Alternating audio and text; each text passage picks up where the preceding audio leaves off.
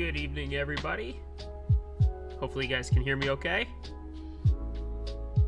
And if not, then I can fix it.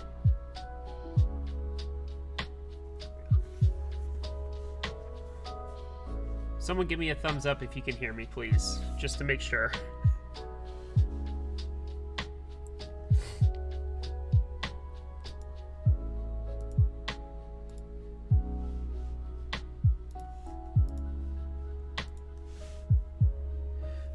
Thanks, Darth. Thanks, guys. So Chase is going to be a little bit late tonight. I think his kids are not feeling the greatest. I know there have been there, done that. So we're gonna hang out for a little bit. No rush. Give him some time. I think he said right around 9 o'clock Eastern. He'll come join. So hopefully not too much longer than that. But hope you guys are doing well tonight. I'm excited. We've got this tonight. We're doing the Le Chiffre build on Thursday, and that should be really exciting. I'm probably gonna build that though with lubed Gateron yellows. I think it'd be fun to do Gat yellows, honestly. So just kind of throw a wrench into it. Like to me that's like 40s energy, is to do something that's totally not a mainstream switch in that regard, like not the new most hip popular switch. So I think it'll be fun. It'll fit the build too. I think that plate is IMA yellow, so that'd be pretty cool. But yeah, all good, Dan. Go take care of what you need to do. We've got some time. Like I said, we're just gonna chill here. My wife said I'm gonna filibuster, so I'll try my best. I really will. But yeah, I'm looking forward to tonight. Should be fun, assuming Chase is good to go. If he's not, for whatever reason, we'll pivot. We can do it next week. But that's how life goes sometimes. So what's up, Gnarly? Welcome back. I think Gnarly is like my number one fan. That's what I'm gonna call Gnarly. He's my number one fan right now. So but yeah, and big shout out to 3D Keebs for the new desk mat. I know you guys can't see a lot of it. It's covered up, but pretty sure I've owned like 12 boards on this mat, like 10 or 12 boards, something stupid. And of course, Oceanographer up here in the top left. Is that a word I can't say on stream? I know there's obviously gamer words that you can't say on stream. I didn't know if that S word was allowed or not. I don't say it anyway. It's not part of my vocabulary. So okay.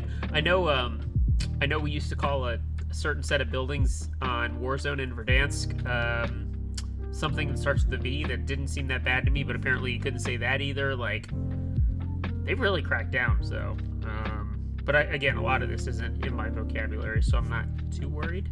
But yeah. And yeah, Darth, this is awesome. So I think, let's see.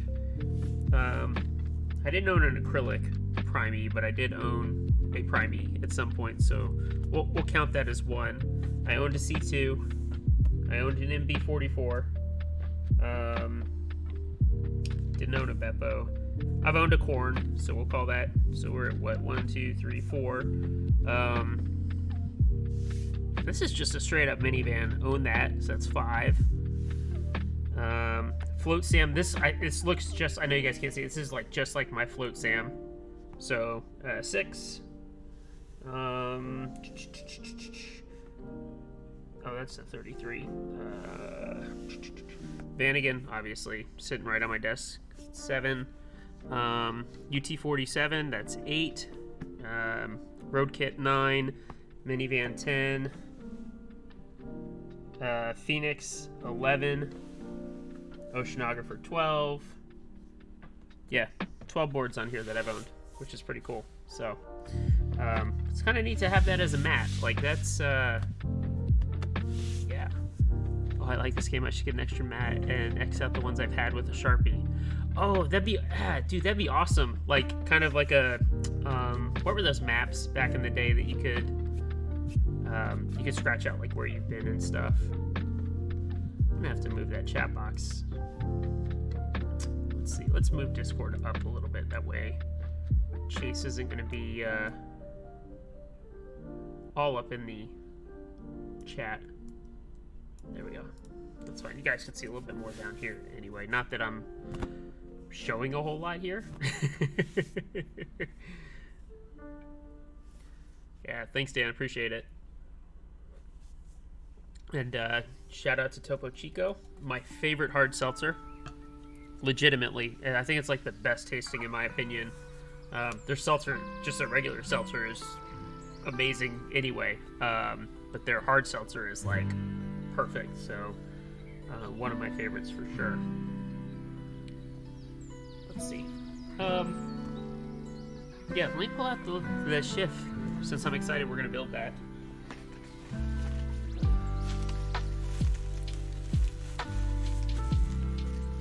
I think Jake included like an extra set of plates, but yeah, I'm gonna go with yellow. I think this is IMA. No, this is. I think it's just standard acrylic.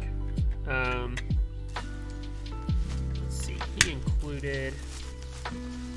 Oh, Dan, I have plenty. So if you head on over, I've got plenty. I got this like super. I think this is polycarb. It's super flexy. Sorry, let's go up here.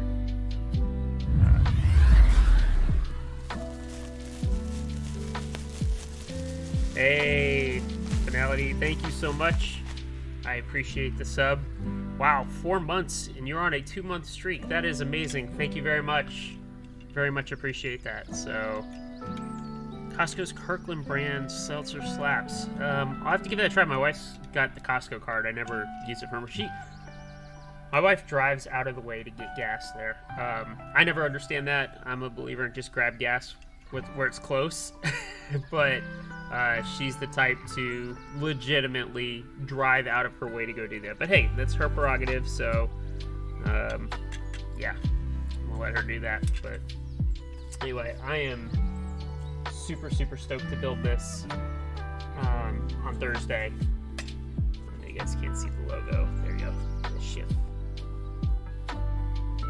This is gonna be a lot of fun.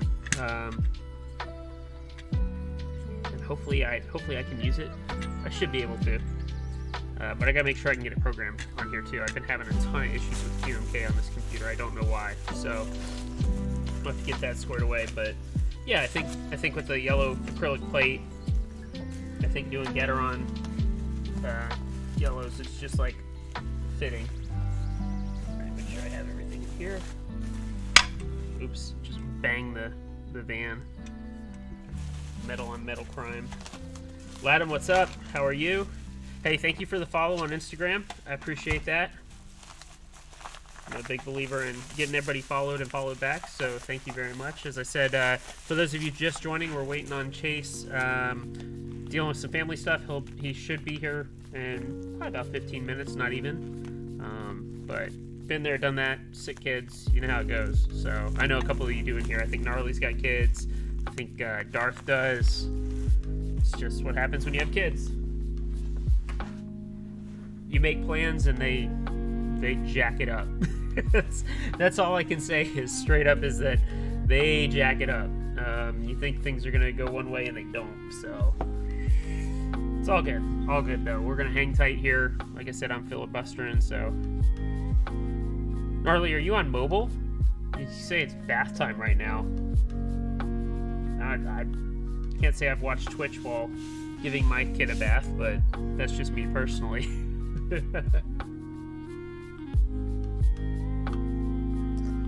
Yeah, oh, nice. Well, I appreciate the dedication, and that's awesome.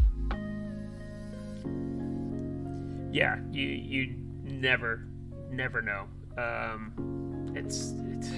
They always surprise. Could be good, could be bad. It's something always. So yeah. Also, anybody who's not here and you end up seeing this recording, big shout out to Mace of Spades for the follow. Mountainous Head. That's quite a name, I must say. Rufus420. Yeah, thank you guys for the follows. So when you see that, when you when you watch the VODs. Thank you very much. That's a huge one from you guys, so appreciate it. Yeah, thanks a lot. I finally got the shelves kind of jacked up, although the camera right here is a little bit in the way. But yeah, the garbage truck is still one of my favorites. I used that in my first week in my new job. That turned some heads online. Of course, my job's all remote, so it turned some heads, and that's what we do, right? Which is cool. And I think we've got the our fancy keyboards group. I think we're gonna do like a virtual meetup, which would be pretty cool. So I can show off what I got to them. And there's a couple of Ergo users in there. I know there's some guys who there's one guy that's got a Ergodox. There's one dude with a Lily 58 with MT3 caps. So there's a couple of different keyboards throughout, which is great. It's nice to see. So I'm pretty pleased that I'm in a tech company and people are into keyboards, which is great. We're having some fun discussions today. My HHKB is still for sale for anyone that cares. So thought I'd throw that out there. Still trying to sell some artisans. I've got some other prototypes I can't talk about right now. Trying to line up and purchase those. Those will be built here on streams. Some really big ones coming up in the next couple of months. I'm very, very excited for a few of them. So definitely hope you guys can make it for those builds as well. But yeah, any questions you guys have for me tonight before we get started? I know, as always, we'll do the same interview setup. We'll go ahead and when Chase comes on, it's very relaxed. Definitely want you guys to participate. If you have questions for either of us, please make sure you ask them for sure.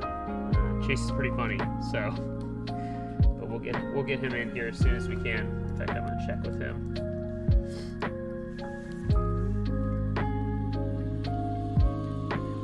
Also, can you guys see me okay? I didn't put up. Normally, I've got until I afford soft boxes, which is the next purchase. I'm just being cheap and lazy. Normally I've got a light up here shining on my face, but I don't think you guys care too much, right? You guys let me know.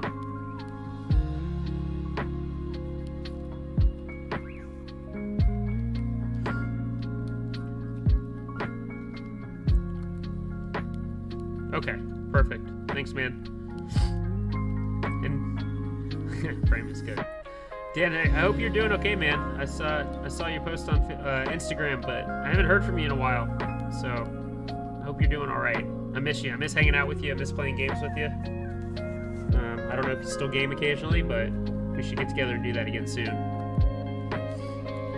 I used to work with Aristo back in the day. I say now. I think that was like 3 or 4 years ago at this point. So. What is a board I'm looking forward to this year? Well, obviously, like Pearl R2, even with the price. I don't know if you guys have been on Coop's site, but I think the general pricing is it's a lot, but I want it bad enough. Obviously, I'm a Pearl user, so I'm looking forward to that. Phoenix should be good. That kind of fits in my mold of a really heavy 40. There's a couple others. Like I said, there's some prototype stuff I'm going to be part of that I'm really looking forward to. Can't really talk about those right now. And then I'm working on something fun that kind of popped in my head last week. And I know Young Zeus is going to work with me on that in the next couple of days. We're going to start. It's nothing special. It takes some existing stuff and kind of builds on that, which should be really cool. So those of you, I'll give you a hint, those of you guys with hole-mounted minivans, I may have something that's kind of cool. We'll see. I don't know. It depends how the design phase goes. So yeah, we'll go from there. And thank you, Dan. I miss you too, bud. But I appreciate you popping in when you do. It means a lot, so thank you. Yeah, like I said, I know, Gnarly. I see you. I just can't talk about some of them, but I'm very, very excited, and it should be a fun year. Knock on wood. I took some of the suggestions that you wrote, Gnarly, and I wrote them down, and Hopefully going to start implementing a little more regular streaming schedule. I think that would be good, even if it's just, as you said, looping sessions, something like that, just hanging out. So we'll be a little more regular. I want to pick up the interviews. I've got another 2 people that I definitely want to bring on, which I think will be awesome. Why is my wife sharing a reel with me right now? and yeah, so definitely more interviews. I think that's kind of, not to humble brag, I think that's my sweet spot. So I'm gonna keep doing that. And if there's anybody you guys want to see me interview, I know Evan's on the list. He and I are working on something to get him scheduled. Obviously, it's a lot harder. He's 2 hours behind. It's hard enough. Chase is an hour behind. So, doing something with Evan where we're potentially, I may have to start at like 9:30 at night or 10 o'clock. So it might be kind of late for those of us on the East Coast, but definitely want to get him on. Would like to get Kane back on here again and talk about some of the stuff he's still working on. But anybody else you guys want to see, just let me know. I have no fear. I will reach out to anybody and ask them to be on stream. It's just a matter if they want to do it. That's a big one. I think we'll have Jake from P3D Store on here too. I think maybe on Thursday he might come in on voice while I'm building, just so he can talk about the project. But yeah, it should be awesome. It should be awesome. That's a great question, by the way, Darth. You never know what's going to pop up either. I think that's the fun part, is you can say, oh, I'm looking forward to something, and then the next board pops up and you're like, oh my god, I need this, or I want this, or whatever. But my big struggle recently is trying to sell things to, because I don't want to sell a lot of the boards I have currently. Like in the past, I would sell boards and then buy a new one, and then sell like another one and then buy a new one, and like that's great. But I'm at the point now where like the ones I have, I want to hold on to, and I I gave up a round 1 caravan. I sold that to buy PC parts. Now, granted, the PC stuff has lasted me for 2 years now, but I kind of regret selling that because it was a 1 of 15 nickel-plated caravan. Like, that's so cool, and I coughed that up. And there's a couple others like that pearl I had, the red one. I felt like, oh, I don't need 2 pearls. There's only 7 red pearls in existence, and that thing was like flawless, and I sold it. All because I didn't like the way that the ink sounded in it with the DSS Honeywell. Like, dumb reason to do it. Now, granted, all these have led to like other purchases. I sold the MHKB, and that led to another purchase. So, I mean, it's a trade-off. But again, I'm at the point now where like the boards you see behind me, I'm never going to sell the pearl. I won't sell the coriander, ever. The garbage truck, probably not. Paintbrush Proto, I can't. Like, now that's personalized as mine. The SP Mini, maybe, but I really still like that for how unique it is and how cool it is. So, yeah, I'm in a weird spot now where quality and quantity kind of matter. Like, quantity not so much, but quality for sure. I mean, I'd be comfortable going to a meet and bringing all these boards on that bottom 2 shelves, and like, if you know, right? It's like, if you know about the pearl, if you know about the coriander, if you know about the garbage truck, Paintbrush is going to be wildly successful, I think. And I think part of that will be because there's only going to be like 200 units or less. I think since Zeus is running it on his own, there's only so much he's going to be able to handle. So I think that board will become like a FOMO board. So, yeah. What's up, Static? Good evening.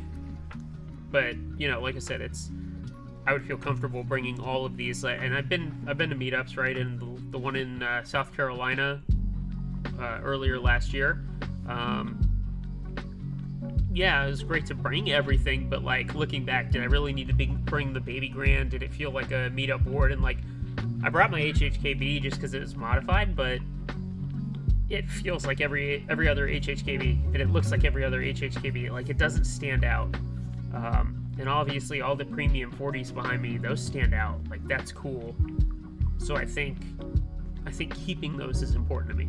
But that's just me. So, and it's how my thinking has evolved over time. As you guys know, 70 boards total since I started in the hobby. So I've had a lot of cheap ones. Hell, even like the daisies that have used and sold, those were great boards.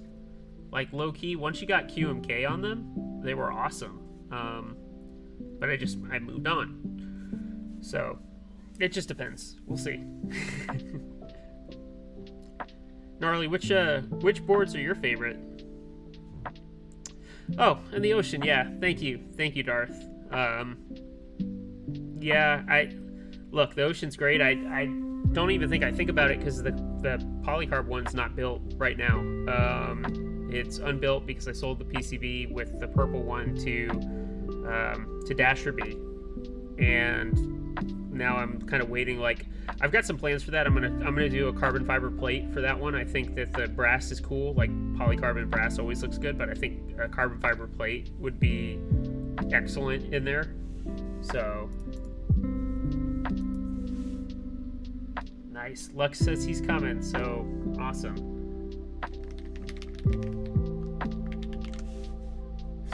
Let's get him in here.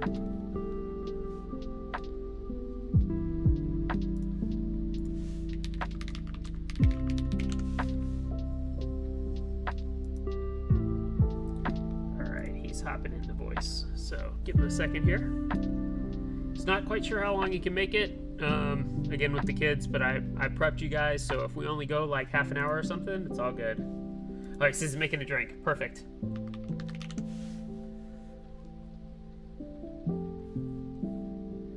Good. We're gonna start rolling here in a minute, which is excellent.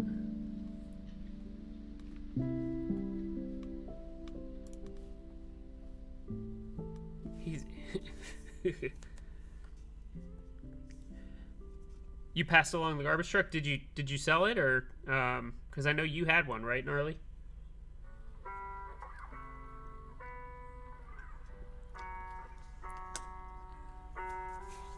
Yeah, sometimes I think you sell boards because it necessitates something, or something necessitates it, but yeah. Okay, you sold it to someone you know. That's cool. That's always a good thing. I thought I'd have more, like, regret selling the elephant, and I don't. And I think that's a huge testament to two things. The Vanagon is the perfect gaming board for what I do. It has freed up so much space on my desk compared to the elephant. And I wasn't using the elephant. And I put it to good use with a new camera, and it's gonna go, you know, I still got like a few bucks, not much from that will go to some other things for the stream. So doing that for the stream, I think was a good move, but I'm surprised I don't have more buyers or sellers remorse for selling that board, because it was unique. It was also $45 to ship it UPS ground. It was a little expensive. Granted, I put that into my pricing, but good lord, I knew that would be a lot. Of course, I paid $100 shipped from China, so yeah, oof. Yeah, the whole package was like 11 pounds total, which is I've been much more pleased with UPS and their shipping ability and times and all that than USPS. USPS obviously has been slow or let me down, or lost an artisan for me one time for like 3 months. That was the craziest thing ever. I sold an artisan to a guy in Canada. I shipped it in a envelope.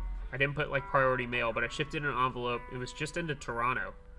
And after like 2 weeks, he's like, hey, this hasn't showed up. And it had tracking, and it like never left the local post office. And I was like, man. So I ended up refunding him. And like literally the day after I refunded him, I was like, let me just look at the tracking number. Like, that's so strange.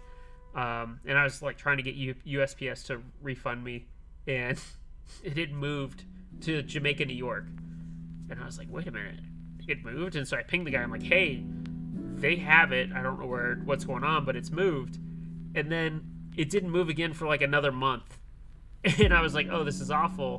Which the guy was like, hey, if it shows up, I'll just give you back the money. And I'm like, okay, cool. And a month later, it showed up in Toronto and then got delivered like the next day. So it was like literally like a 2.5-3 month time frame And ever since then, like, I've been soured on USPS, so UPS is the way to go, I think, for sure. For sure. I'm gonna tell him to hurry up with that drink.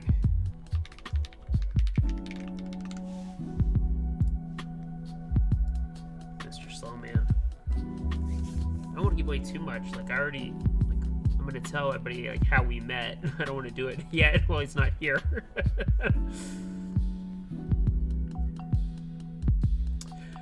Yeah, so actually that's a great question, Ladam.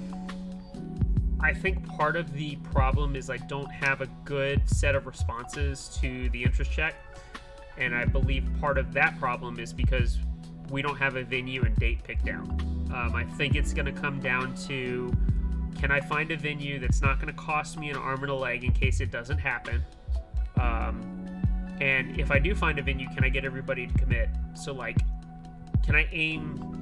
Let's call it late summer at this point. Like, I want to give myself 4 or 5 months to prep and get everything together, but I may just have to purchase a spot or a meeting venue for 2 days and eat the cost potentially. Like, I may just have to consider it lost money until we set something up or until it happens. And I think I've been thinking on that a lot. Obviously, a lot has changed in my personal life in terms of a new job, so I've been able to focus on that. But I definitely still want to do one. I want to do I don't want to call it a meetup. I want it to be a convention, but I don't want to call it like a con or a convention. I want it to be more than coming and touching keyboards, which is great. Like, that's the basis of this. You can see all these keyboards in person. You can touch them and feel them. But I legitimately want, like, an experience. Like, come hang out with people that you haven't seen before. Keyfest. Yeah, something. Keyfest 2022. You know, or whatever.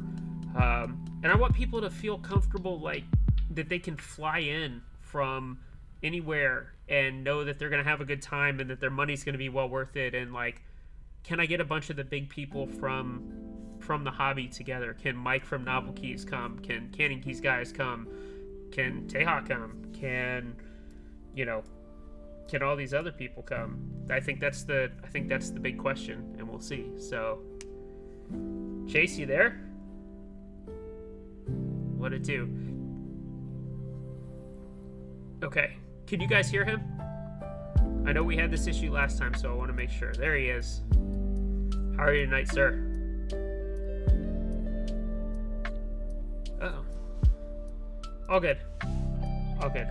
So, hold on one sec. Let me change one thing, because sure as shit, the same thing happened as last time. All right. Try again. Just give me a test. Test. Can you guys hear that? Someone. This happens with Discord. It needs me to change. Oh, music is a bit loud. Okay, so the music changed. All right. There we go. Darth, you guys can hear him? We're all good?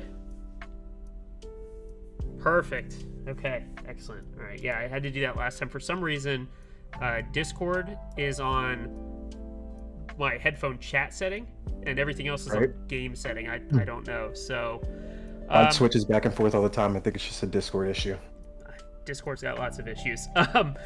Anyway, welcome. Thank you for hopping on tonight. I appreciate that. I kind of gave everybody the heads up that you may or may not have to bolt out. It just depends. It's yeah. Hopefully not. Hopefully not. Let's hope not. It's life with kids. That's how that goes. It is. Especially sick ones, dude. I mean, Jesus. So yeah, but for those that don't know, I met Chase through the Rubber Hose Discord.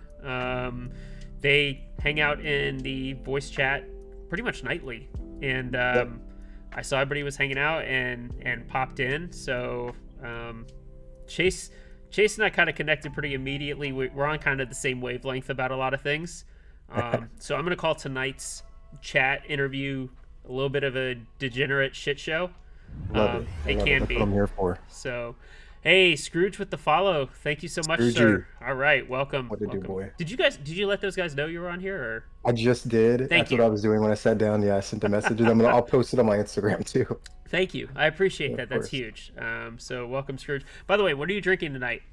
I'm drinking Crown and Diet Coke. Okay, all right, a classic. I've got the Topo Chico seltzer, the hard seltzer. That's Oh, there we go. Dude, if I'm not drinking Crown, I'm only drinking seltzers. But I had to slow down on them a little bit, mostly because I was drinking like 15 in a night. So yeah, I took a step back. I was addicted to LaCroix for a while too. Like just even regular Yeah. seltzer, just like chugging like 3 a day. I'm like, this isn't good for me. So Right? No, absolutely no, not. It can't be. no. So this format is pretty straightforward. I said I've done this a couple of times now. It's very relaxed. I'm not going to ask you any really hard questions. We're here to just hang out, but I want people to get to know you. A lot of people know me, obviously, but just back and forth. And we're going to have a good time. And we go until you're done, I'm done. Doesn't matter. We'll feel it out. Nope. And I'm here for it. Excellent, excellent. So the first question I ask everybody who's on my stream is when and how did you get into mechanical keyboards? Ooh, shit. I guess it was 2017. I was getting back into the PC because I'd go back and forth, or I had for a long time. I would play console for a couple years, and then I would switch back to PC. And around 2017, I started watching a bunch of like the new streamers, and they all had mechanical keyboards, and I was like, "What the fuck?" I was still playing on an iMac keyboard, but all I'd been playing is CS:GO, so like it never bothered me. So eventually, I was like, "I'll just buy a Ducky and like see what all the hype is about." So I got it. And of course, I mean, you could tell the difference between a mechanical keyboard and, you know, a butterfly switch iMac pretty immediately. So I was like, okay, I get it now. And so from there, I took basically my Ducky insides out and put them in a tofu case and like made it my own custom keyboard. And that was my entry into it. And then, yeah, from there, it's just a snowball effect. And I guess I haven't looked back. That's awesome. There's a recurring theme with the people who've been on here doing the interview, and it's all around the same time frame, 2016, 2017, and it's a 60%, whether it's a Ducky or, you know, a poker, and pro. Like I started with an and pro, so you know, it's all, yeah, it seems to be a recurring theme for those of us that have been around for 4 or 5 years now, which is awesome. Yeah, especially in like you said, for like the people that have been around a little bit longer. I think that early phase of the keyboard community wave, like really starting to take off, the options for real customs just like weren't there. Now there's a new custom keyboard dropping every month. Granted, you have to wait a year for it, but there's a new board dropping every month, if not multiple dropping every month.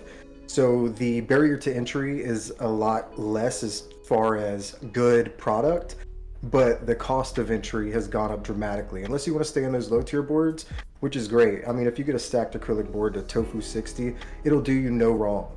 But then you start, you know, getting a little bougie, and then you realize the stuff that you like, and you can't get these or feelings or sounds in a different, you know, a cheaper keyboard, and that's really when it kind of takes off. Man, you're gonna have to go back and watch the VOD after this, like the first half hour, because I was filling time. I was like filibustering, and we were talking about like the quality of boards, and the ones behind me, we were talking. I won't sell these. Like, there's just, it's for a long time. Like I've had 70 keyboards since I've entered the hobby, Right. and it went from like all about quantity to quality, and now I'm at this point where like I don't want to sell, and I don't want to buy. I don't want to sell to buy another board. And then of course Darth asked me. He's like, hey, so what are you looking forward to this year? And I'm like, man, that's a loaded question, because there's like so many boards constantly coming out, or things I want. So no, that's awesome. And by the way, real fast, shout out to Tent 4K. Welcome. Hey. Thank you. I know you're in the Rubber Hose server. And Chatty Rick, Supdo, welcome. Feel free, by the way, feel free to follow along on Twitch yourself, so you can see the chat, so that I know you can't see it currently, so that way you can see what's up. Oh yeah. I'm good. I don't want to get hassled anyway. Coop was on here, and he like took over my stream. It was kind of weird. Like, it started me interviewing him, and then he like basically took over and started driving it, which was really crazy. So it's pretty funny. But don't cut my stream, bro. Yeah, Tent, thank you so much for the sub. I really appreciate that, man. You guys are rocking and rolling tonight, so thank you so much, and thank you for the follows. I'll make sure to shout out everybody. I know they're not popping up on screen, but I do that in the interview setup versus the build setup, so they're not distracting. Holy crap. Thank you for the follow, BobbyCon. We're just rolling tonight, so this is awesome. Thanks for bringing the viewers coming through. Come on. That's right. So, all right. I'll post it on my Instagram too. Keep talking, but I'm going to go to your story so I can repost it. You're all good. You're all good. So you started with a Ducky. I did. Where did that lead you? I know obviously kind of where you sit now, and for those of you that don't follow Lux on Insta, you should. A lot of funny stories, a lot of good stuff. You can see a lot of his setup. But Appreciate it. tell me a little bit about the steps on how you got to where you are now, and that badass ultra wide monitor you have too, because I'm kind of jealous. Man, so really how it started was, God, I guess it was 2018. The cold cable phase was really starting to like make its way into every single keyboard owner's arsenal, and I was like sitting around with one of my buddies. I was like, dude, I think we can make these pretty easily. Like, let's just like make a couple for ourselves and like see how it goes. So we made a couple, and we even put like big fat, what are they called? They're not like regular aviators. They're like really like rugged, and anyways, Okay. like HS somethings. And so we made them, and I just posted them on the mechanical keyboard subreddit. I was like, hey, I made a couple cables for me and my buddies for Christmas. That was it. And like immediately there was like 400 comments, and they were like, dude, if you ever sell these, like please let us know. And it was just like that classic Laser setup. It was like when Laser had just gotten like either announced or delivered, one or the other. And that whole like purple pink phase just like blew up immediately. Yep. And so from there, I was like, well then fuck it. Let me like see if I can open like a small like group buy. I'll do like 20 slots if I can even fill it. And I'll just go from there. So I opened it up, and in the first like 15 minutes, I had like 200 entries. And I was like, oh my God. So I had to close it down, and I was like, all right, I'll work on these. And it took me like 4 months to get 200 cables out, which I'm sure like they fucking hated me for immediately. But from there, I just started posting shit on Instagram, and a lot of it was like a bunch of bullshit. I started with like Q&As, which are like ask me anythings, Mm-hmm. but I would always say like, ask me some shit is like the phrase I use, and it's like I want you to ask me just like the most ridiculous shit, and I answer every single one of them. And that's really where like kind of it took off. It was like the cables were like my entry into the community, but it was like me being a part of the community, which really gave me the opportunities to like make Lux Cables what it is today. So That's awesome. That's how it happened. Yeah, it was great. That's awesome. By the way, those that don't remember, at the time when Laser came out, it was the highest selling GMK bass kit set out, I think, ever.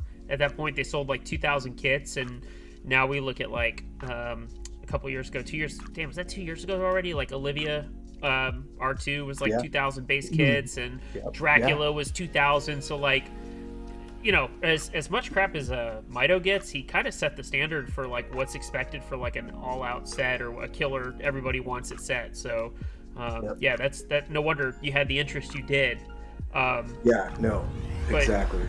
Man, thank you for. By the way, thank you for all the follows. Sorry, I'm trying to keep up in chat. I don't want to necessarily interrupt the flow too much, but thank you everybody for the subs and the follows. Huge shout out to all you guys. I appreciate the support. Chase, if you don't know, I'm trying to build my stream 100% organically. I don't think I'll ever do like a subathon. I'm not going to beg for subs. I'm not going to beg for follows. Like, if you want to be here, you want to be here, and if you don't, that's cool too. That's fine too. And I think you kind of follow that same kind of mantra. Like, you're either gonna me or you're not, right? I mean, I've been known to ruffle some feathers, and that's okay. I do it all the time. But I mean, here's the thing. And I think it's a good thing that you're doing that, because it's like you said, the people that want to follow you, you want them to follow you. And the people that are going to unfollow you for like being yourself or saying some off the wall shit, then that's people you don't want to follow you anyway. Mm-hmm. So it's like, I've never been on the side of like, I should be more PC because this is a business. It's kind of like, look, I'm going to run this fucking business however I fucking want to. And if you have an issue with it, then find somebody else to support. That's okay. There's a lot of competition in this community, and I have no issue with that. Tit says you're the most controversial person in the hobby. Don't at me. I mean, me 2 years ago might have given you a run for the money. I've toned down a little bit, just in terms of like how passionate I am about certain things, and I've learned to like let them go. Obviously in the 40s world, I dealt with the van drama and the backspace not being included. But hey, that's a long gone issue. If you want to support van, you do. It's kind of the same thing. And if you don't, then you don't, and we're not going to support you back. It's that simple. So. I asked you this in chat like, I don't know, 2 weeks ago, but the cable business is hyper competitive, is it not? Yeah, and especially now. And the reason I think it's so competitive is like, in 2018 there's like four cable makers, right? So everybody's eating per se, and then people start seeing the trend, and everybody likes making money, and people are like, oh well, I think I can make some of these, so I want to make some money too. And then it was a wave, literally between 2018 and 2019. I bet there was 200 cable makers that came and went, and some are still around and some aren't. But even still, competitiveness is at an all-time high. And honestly, what has kind of just kept me around, I guess, is just the relationships I've built within the community with the people that I have. And then, when you put out a dope product, or if you make your cables look a little bit different, then that sets you kind of apart. And what really like helped me do that early on, I say early on, but a year and a half, 2 years ago at this point, was like adding the engravings where I take the novelty and put it on the connector, and then it was custom painting the connectors, and then it was color matching them, then it was doing splatter coats or custom real paint jobs on them.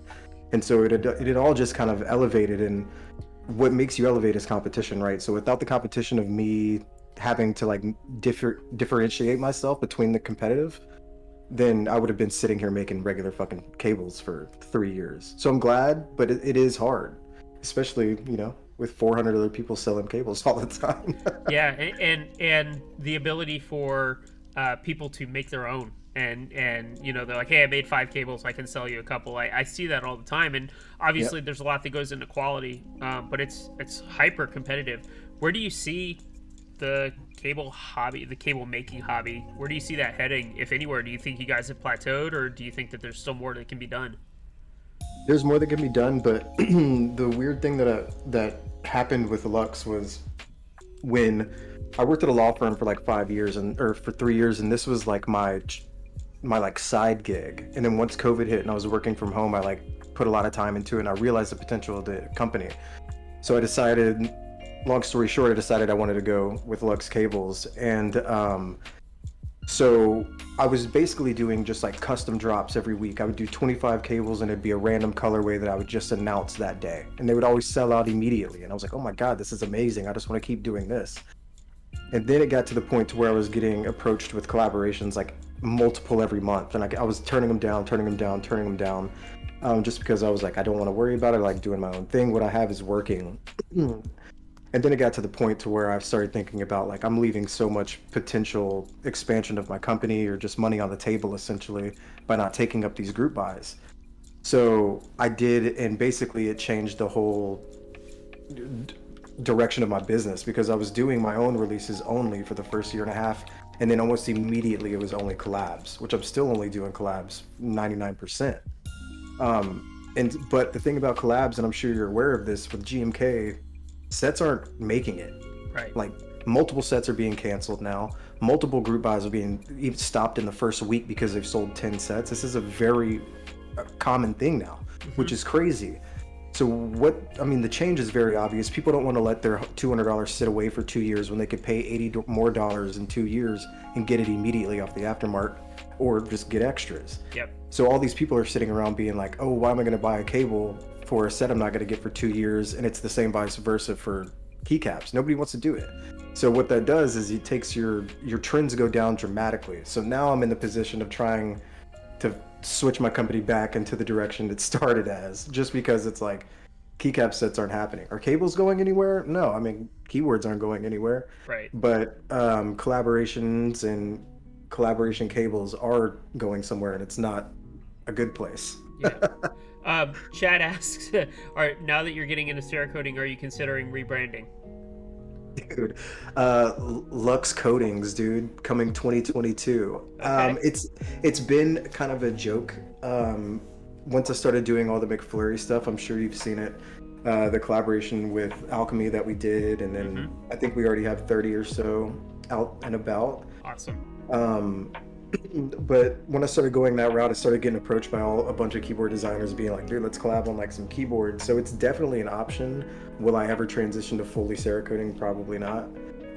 Eventually I want, the goal for Lux is to keep expanding. I mean, it's not only cables, it's clothes, it's merch, it's fucking everything. And so I wanted, when I first started Lux, I was like, this isn't a cable company, this is a fucking brand. And like, nothing's changed. This is a fucking brand.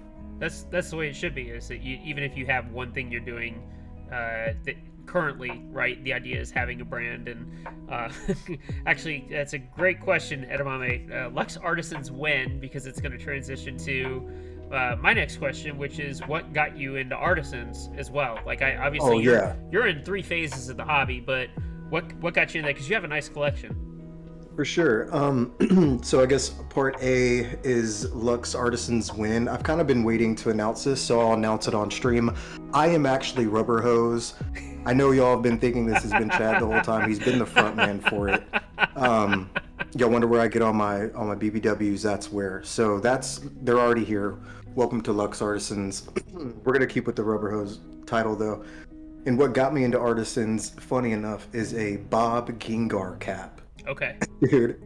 And so if you remember late 2017, like he was the shit, dude. Mm-hmm. Like they were so hard to come by. If you saw them on Mech Market, they were sold immediately, and like the good colorways were selling for 200 and 250 bucks, and that was fucking unheard of for an artisan. Like what the fuck are you talking about? Yeah. And so that's really where it started. And I've done so many trips around the moon with artisans. It's like I'll join and I'll leave, and I'll join and I'll leave. And then after the last time, I had like 50 something bongos, a bunch of fucking bro caps, and a bunch of other shit. And I just got rid of everything, but everything that like really meant something to me. And I was like, fuck it, I'm done. All I'm gonna do is just restart my collection from there. And that's kind of what I did. And then, yeah, Rubber Hose happened, and look at me now, I'm fucking killing it. So. Well, I got 2 points to that. Number 1 is I still don't have a BBW, Chad. Number 2 is I've never actually owned like some really like high-end artisans, and more so because I never like entered. But I feel you about the kind of coming and going, right? Like I got into it, and then I sold a bunch of them, and I kept like a few. And what's funny is I was trying to get down to just the Alpha Keycaps Splinter Cell gamer set. Actually, it's called like Mushroom or Nitro or whatever. And I was like, I'm just gonna keep that gamer set with the Jedi Blinker because it makes me happy. Like I genuinely like it. And then some dude posted the Plague Bluey set for sale on Mech Market, and I was like, well, that's a one-of-one set. I'll grab that one. And I was like, I'm curious how many others are still out there. Like how many people have them in circulation? Well, next thing you know, I have 7 of these. I know where another 4 are. I got into Salvador's because I bought that one Scammer Kids set of Salvador's. Right. But here I am like trying to sell them again because I want to be able to afford some keyboards and shit. So it's like I feel like the artisan hobby is kind of fluid for me, and I don't know if you feel that same way where like you just kind of find stuff 100%. You like and then 100%. And the thing about me is like my favorites have never changed. They've always been the same. And like, I mean, obviously with BBW being a new addition in 2021, obviously that entered like one of my top 3 sculpts of all time. And but before that, I never changed. Like my tastes have never changed, and still they vary very little. The only thing that's really changed with like the stuff that interests me is the price tag on it now, because artisan hype is through the roof. Everybody knows it, and it's insane. Yeah, and when you have to shell up $1,200 for a keycap on the aftermarket, that shit sucks, dude. Well, let's talk about that because I have a quick idea, and I threw this at you actually for the nightcap stuff. Those of you in the Rubber Hose server, we should all wait and open our package from the mystery meat sale together and let our disappointment be shared across. I think that'd be hilarious. Just a personal opinion, but you made a good point about value. And I think, I've said this in the past, I think a lot of people get into artisans for the wrong idea because they're like, oh, I can get a really rare cap and then I can flip it. But the problem is, if you don't know the market and you don't know what's hot, number 1, you're going to hurt yourself and you're going to get stuck with a bunch of caps. And number 2, I think the market is volatile. And we're seeing that with certain makers, mystery meats, where the value for caps, and what's insane is across all of those sculpts, what are there, like 10 sculpts, has tanked, like just gutter. And to give an example, like I'm not trying to trash on nightcaps, they're great people. But like I bought those Subtleberry caps from the sale, and I think I paid like total $700 to get all matching 7. I can't sell them for $35 a piece. Like I cannot get rid of them. Like I don't want to give them away, but like even the Sky Moto stuff, the really rare ETF stuff, I couldn't sell. So I think that the artisan market can be very volatile too, and you can end up with a lot of stuff where your cost is sunk. Do you agree? Oh, you're sunk deep. And I've been in that wave. Like when I was talking about having all those bongos, man, 20 fucking Christ, was it 2020, late 2020? Bongos exploded. Like exploded. You couldn't even get a fucking fruit bongo for less than $400, which is fucking crazy. But when this happened, I was buying any of them that I didn't have. I like wanted to fill a full one piece 50 of only bongos. And so any that I didn't have, I was just fucking paying it. And literally like 3 months later when I was trying to, make some of my money back because I wanted to buy fucking food, Yep.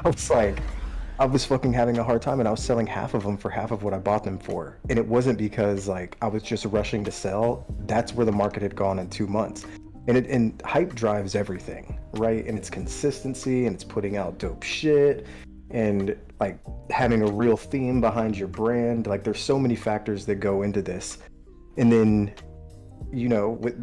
and to go back to the mystery meats thing, it's like that's one of the worst things you could have done. And dude, OGs in the game, I have nothing but respect for them. I love them. I mean, Jesus Christ, I've had so many of their caps. I've won so many of their artisans. I've supported them for years. But when something like that happens and you have thousands of people getting invoices for $100 a piece when they know all that's going to do is just flood the market with caps that nobody's going to be able to sell, it leaves a bad taste in everybody's mouth, and I think it should. Yeah.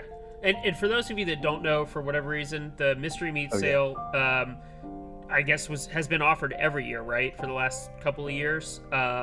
It's extras, it's one-offs, it's a lot of caps, and this year specifically, you had a chance to enter for up to 5 caps. You could win up to 5. I think the concern or the issue is that everybody who entered for the number they wanted got it. They got an invoice. And the total number of caps, if you were to just do the minimum amount, there's certain ones that are unique, one of one. There's a couple that are 2 to 3 per sale, for the sale. There's some that are 10 plus. If you had just the minimum, we did the math, it's 826 keycaps.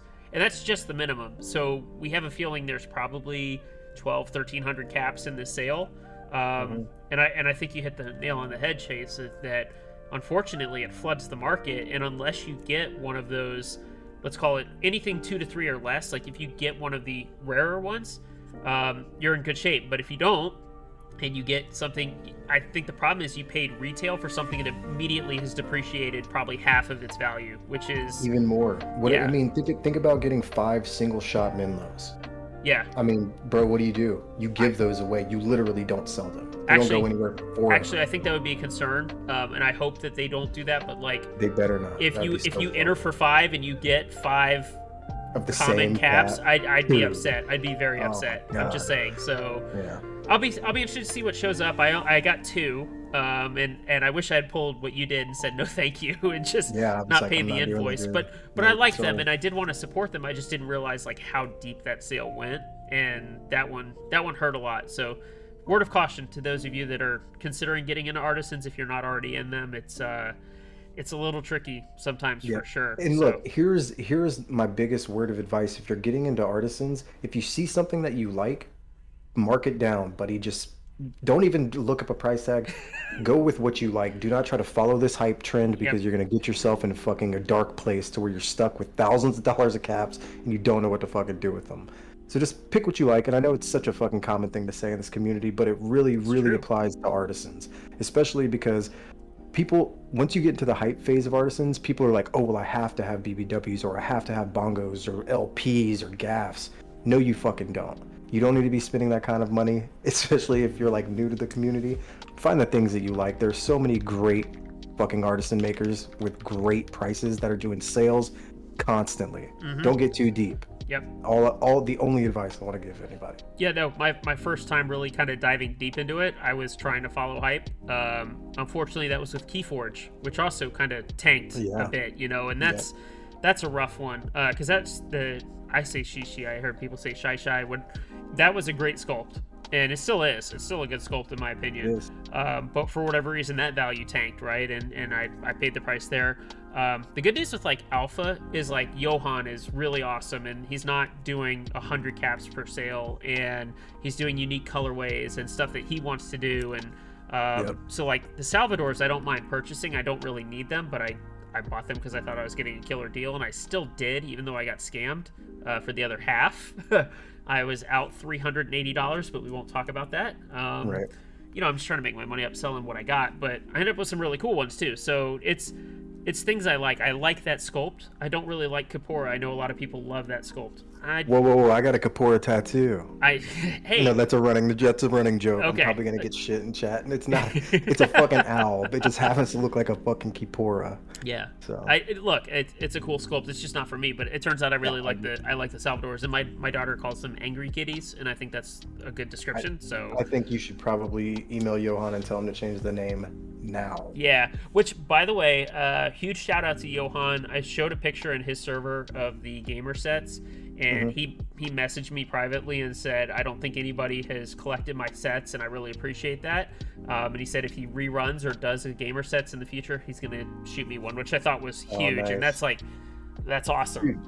Johan, also OG, also great dude in the community. Nothing but positive things to say about that guy. If you don't follow Alpha Keycaps, go do it right now. They're amazing. You should. There's still some really, really awesome artisan makers. There's obviously a bunch of new ones still coming through.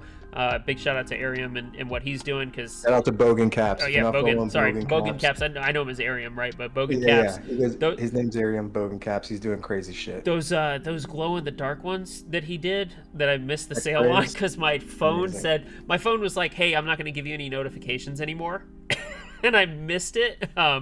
Those were sick. But yeah, hey Tent, thank you so much for hanging out.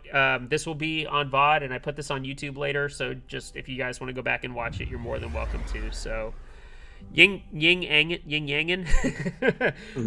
Nice. Which one did you win? I know he had a couple of sculpts and colorways up for grabs yesterday, which is awesome. So G. Yep. There we go. All good. Sorry. No, I'm getting dude. I get so fucking distracted. I'm trying to like talk and post it. I still haven't posted it on my Instagram. I don't know how Coop did it. Like, he straight up was like following on Twitch. He was Instagram posting. He was showing me like CAD lab. I was just like, what is happening? It was absolutely insane. Too smooth brain to let that happen. So let's kind of shift, because we talked about artisans, which is great, and we can always come back to this conversation. But you know, one of the questions I've asked a couple of the designers who've been on this channel already is, you know, what positives do you see in the hobby as a whole currently? And what do you think? Where do you think it's headed? You know, what do you like? And we'll get into the negative in a minute, but like, what do you like about the hobby right now, and where do you see it heading? Oof, what I like about the hobby right now, my boys. No, I'm just kidding. The options, right? The options are fucking more plentiful than they've ever been, and that goes across the whole scope of keyboards. We're talking keyboard switches, keycaps, artisans, cables, anything you could fucking name it. You could have anything that you could possibly imagine. And if you get into the hobby a few years ago, your options were limited, and that was cool too, and we were fucking stoked to even have them. But I like the direction to where people are pushing envelopes a little bit more, especially with board design and artisans too. I think artisans and boards have made a leap in the last year and a half that I don't think anywhere else in the hobby has. I guess you could say switches a little bit too, because I mean, 2 years ago we're all rocking fucking Cherry or Gateron, whatever, you know? Yep. But those three things have really made leaps and bounds, and I don't think it's going to slow down anytime soon. The thing that really excites me about the design aspect of the hobby, and as far as boards, I guess, is that you're seeing these waves of like popular layouts. So it's like 6 months it's a TKL, the next 6 months it's a 60, and then it's a 75, and it's like, I love seeing a bunch of rotating shit, because a couple years ago you were seeing 1,065% being released every single week, and you're like, dog, what is the fucking difference at this point? Stop putting a top blocker on a fucking 65%, and let's move on to something different. So people pushing the envelope is huge. I think Gianna's doing great work, just as like an example. I think he is absolutely killing the game as far as like in-stock availability, putting out shit that's actually good and not trash. I think he's doing Gion's great the for the that. frog, right? Like that's one of Yeah, the. Yep. the Frog, the F18X, Yep. F284, all that, dude. He does amazing shit. He's one of the goats in the game right now for sure, and I love what he's doing. I love the in-stock sales. Matrix is also doing a bunch of really dope shit. The best coatings in the game by far, anodizing too. But yeah, so that's what I'm excited about, seeing the envelope being pushed, because I think it's easy to get stagnant in a community like this. Well, it's funny you mentioned the kind of the waves between like 75 and 65 and all the different sides. Meanwhile, those of us in 40s just chugging along, doing our thing. Oh, Right? dude. Like, Yeah, you fucking weirdos have always been doing y'all's own thing, and we all know that. It's like y'all have the 40% community, and then it's the rest of the fucking keyboard. yeah. I Always been like that. I It's try so not to weird. I try not to speak for all of 40s, but I feel like I'm an ambassador, right? Because I was always passionate about like the minivan and like having support for it and whatnot. And but yeah, no, we're weird, and that's okay. We Yeah. know that, right? Like, but we embrace it. Yeah, yeah, right. And I think that the personally, I think like you mentioned, we said my boys, right? The sense of Yep. community, I think Oh, is a little yeet. stronger than ever, right? Especially if you find your niche, you find your group. Yes. You know, granted, I'm a chameleon. I can float between a couple, but Right. you know, our 40s community is strong because we all know each other and we all trust each other. You know, you guys and have welcomed me in the Rubber Hose server and like hanging out and getting to know you guys. It's just kind of finding your groove, and I think Yeah. that's a huge thing that hasn't happened in the past that we've been forced to do because of COVID and all that fun stuff. So Right, right, right. Yeah, absolutely. exactly. And, I think my favorite part, sorry to interrupt you, I No, think my go favorite ahead. part about 40s users is that you can hear their brains hurting when they're typing. It's like they're like, oh, Hey fuck now. F. Hey, Where's an hey F now. key? Oh, where's a modifier? Oh. That's my favorite. How do I fucking make a 12? I will Here's that. outtype you any day of the week, so I would be happy to show you. Dude, But I'll I get do what it. you're saying. I'll do a number typing test right now. I'll blow you out of the water. I'm bro. sure. Yeah, good luck.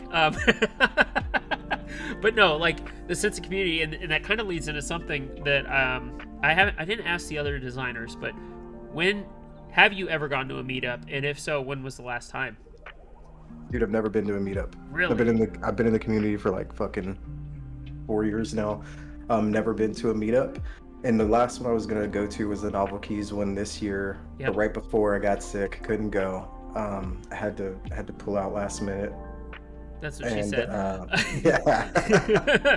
3 kids later, shit. Yeah. And but yeah, I haven't been to any, but I'm looking forward to it. I mean, now that, like you said, the sense of community after the COVID situation, it's like you really build like a bond between like people that you hang out with every day, and that's how it is for us. It's like all my boys in the Rubber Hose server specifically, it's like we hang out every single day for the most part. I mean, I'm talking to them every day no matter what. Yep. And it's like I legitimately, they're not like my internet friends, like they're my fucking friends, and I talk to them like as friends in real life. And yeah, I mean, it's just amazing that you can become like best friends with people over the internet and you've never even seen them face to face. So that's the thing I'm excited about the most. You know, good to see Yeah. the boys, hug your homies in life. Like that's the things that I look forward to. Yeah, so hopefully, if I can get this, I was asked this before you hopped on, but it was like, hey, what's going on with your proposed Atlanta meetup? For those that don't know or that weren't here earlier, I'm trying to get like, I don't want to call it a meetup. I think Gnarly called it a Key Fest or something. I want a 2-day like convention. I don't want it to be a convention, but like meetups, you go and touch keyboards, which is great. That's like the core essential part, is that you get to go feel and touch keyboards that you would never get to feel or touch because you either can't afford them or you don't like them or whatever that may be. But on top of that, I want to do like interviews with, you know, streamers. I want to do a workshop and like, hey, I want to get into CAD design. Great, we're gonna have a workshop. Or Yep, soldering that's classes. cool. There's a lot of people that don't solder. So I was asked, hey, what's going on with this? I realized like I need to commit and purchase the space for like 2 days and put a date on the calendar, because no one's gonna commit to me if I don't have something. So it's funny that that was brought up, and like I feel like a lot of people have missed out, have not gone to a meetup. They don't know. They've never felt.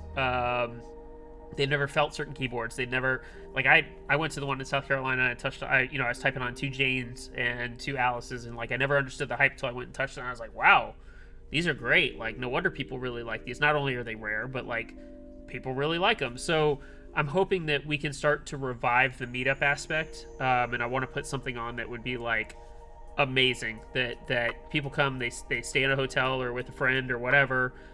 You hang out, we go to dinner, but there's a lot to do throughout the days that you're there, which is the goal. And I think Atlanta would be great just because it's domestically, it's easy to get to, and I would hope people fly in. Like, I would hope you could make it or something. So we'll see. Oh yeah, dude, absolutely. I mean, Atlanta ain't no thing. I could be there all day. I think the Novelties one was like in West Virginia. Morgantown. You had to travel in by horseback or some shit. So it was kind of just the middle of fucking nowhere. So it was a pain in the ass to get there first off, but I was like, whatever. It's been 4 years in the community without a meetup, so I'm just gonna make it happen. But didn't work out. But that's all good. I'm stoked for the next one. That it happens, right? And I think the beauty of this hobby is it allows you to like dream big. Here I am with like this grand plan to have like a 2-day convention with like hopefully like 200 plus people, and we get all these people together in person to hang out because that's been missing. But at the same time, like that ability to dream big, like I designed my own damn board, and think like even 2 years ago that wouldn't have been possible, but now like everybody's getting into the hobby. There's a ton of access to like learning tools and whatnot. What have you taken away in terms of like you talked about the growth and where it's kind of exponential, but what have you seen in terms of like the learning ability? You're in it with the people who make cables. I talked about that. Like what's your take on that? In learning ability, as in like what aspect, like of what I've learned? Like what have you learned? I think that's probably the right question. Is what have you learned? Because I've learned how to code. I've learned how to use CAD. Like what have you taken away in this time since you've joined? Man, Jesus, I honestly don't. That is such a hard question for me to ask. And first off, it's a great fucking question. What have I learned? Jesus, I mean, I've learned how to run a business during a pandemic at home. I've learned how to, Sorry, I'm looking at chat. Sorry, Chad says Cerakoting, and Pastrami said how to meme on social media.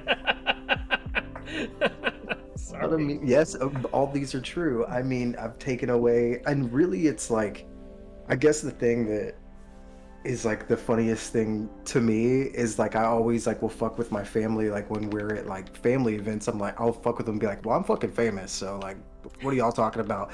And I'm so not famous, but I like to think that I am in like a weird way.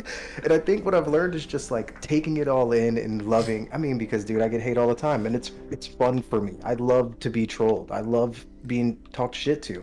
So I think it's learning how to deal with a huge audience and without being defeated, right? Okay. Because it's very easy to be pushed down, because especially early in the days when I was sending out my first cables and people were like, I don't really like these, can I get a refund?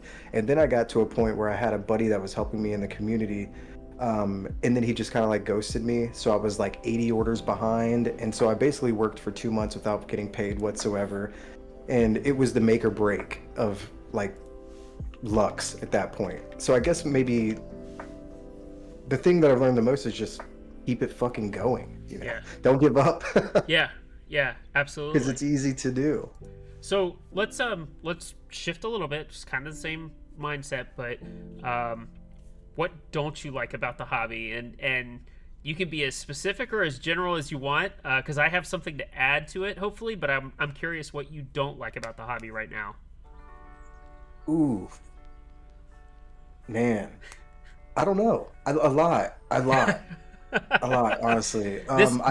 This is a hopefully a safe space, and by that I mean like you shouldn't be judged for being honest, as you talked about. So like, feel free, because I have upset some people recently, and even on like 2 days ago on Devin's post on Instagram, I upset a lot of people. But I want to hear what you think before I kind of maybe steer you a little bit in that regard. I mean, I think my biggest issue is obviously probably the keycap situation. I think that's probably the biggest problem in the community. I think 10 keycap sets releasing every month on group buy is a terrible idea. I think all these vendors thinking it's a good idea is also a terrible idea. I think all these people that don't want to wait for GMK group buys buying clones is a terrible idea. I think there's so many options in the community, like Novel Keys and KBD fans that are putting out all these original fucking designs and great keycaps. There's so many options for you to not be a fucking asshole. So I think that's probably the route that you should take. And I understand like why I shouldn't have to pay $200 for keycaps. You're right. you don't. There's other options. Yep. And I think that might be the least part. And then I don't feel it as much as I used to, but one of my least favorite parts when I first got into the hobby was like the gatekeeping from the old guard. I think it was like super prevalent, but now that the community's kind of exploded from inside, it's hard to like stop it at this point. But yeah, that's it. Well, Nothing crazy though. okay, no, that's fair. It's kind of touched on both of my current issues. I think the gatekeeping is far less than a lot of people want to admit. Like, it's very easy to feel like you're being gatekept. No one's saying that you have to spend $500 on a keyboard and $300 on a key set to be liked. Like, no one is saying that. And in fact, you shouldn't be liked based on what you purchase. You should be liked because you're a good or genuine person, or, you know, you're honest and people like hanging out with you. And I think with like the keycaps, the quality is not good and people just don't know. I think there's a lot of ignorance because, as I said, there's been no meetups for the last 2 years. Yep. So people don't know, like, yeah, GMK sets shine, but who cares? Like, they still look really good. The legends are crisp for the most part. There's some issues on a couple sets, but they got fixed. But like, you look at those knockoff clones, and like the backspace key looks horrendous. And they're like, Yeah. oh, it looks fine to me, and I'm like, that's awful. So I think there is, I don't know how to, I feel like there is some gatekeeping, but it's not in the traditional sense of like you can't join our group. It's just that like you can't go and feel like you're better. It's almost reversed. It's almost like people feel like I'm better than you because I only bought a Keychron K1 or Q1 or whatever, and I've got my caps and I only spent $200, and I'm like, but you spent 20 mods trying to make it sound good when you should just buy a board in the first place that sounds good in the beginning, right? Exactly. Like, and so I'm with you. I think like from a negative standpoint, I think that's the only thing I feel more than anything. And I used to be in manufacturing. I switched careers 3 weeks ago, but I used to be in manufacturing, and I don't think people understood why the wait times happen, why GMK hasn't just bought more machines and implemented them, you know, instantly. It doesn't work that way. They have to measure, is the demand real? Is it going to maintain? Is it? And I think you're right. As you said, 10 sets a month coming out. How many of those are actually being manufactured, right? You said how many are crashing nowadays, or they're not making it past like the first 2 weeks, and that's a big indicator. And I think GMK had to weigh that and say, like, is this sustainable that we want to go spend $50,000 or $100,000 on a new injection molding machine and changing our process? Like, people don't know that, so they say, oh, 2 years wait time. That's the way it works. I'm sorry. Like, and if you don't like it, then you can just wait and buy something on the aftermarket, or support Novel Keys doing PBT Tarot, right? Which is great. Like, it's good to see that. Offers the P-Wade, yeah. And then they're doing Darling too. Like, what the fuck? Two of the biggest sets to ever be done by GMK. And I have PBT Taro, and it is fucking fantastic. I could not say anything negative about it whatsoever. It's great. And big shout out to Mike and Novel Keys for adding like 3 key 100%. Support and a lot of these, for like making it accessible for 40s guys. Like, hey, I feel comfortable buying those sets because it supports minivan. Like, that's great. That's exactly what it supports Oceanographer now too. So shout out to those who bought into my board.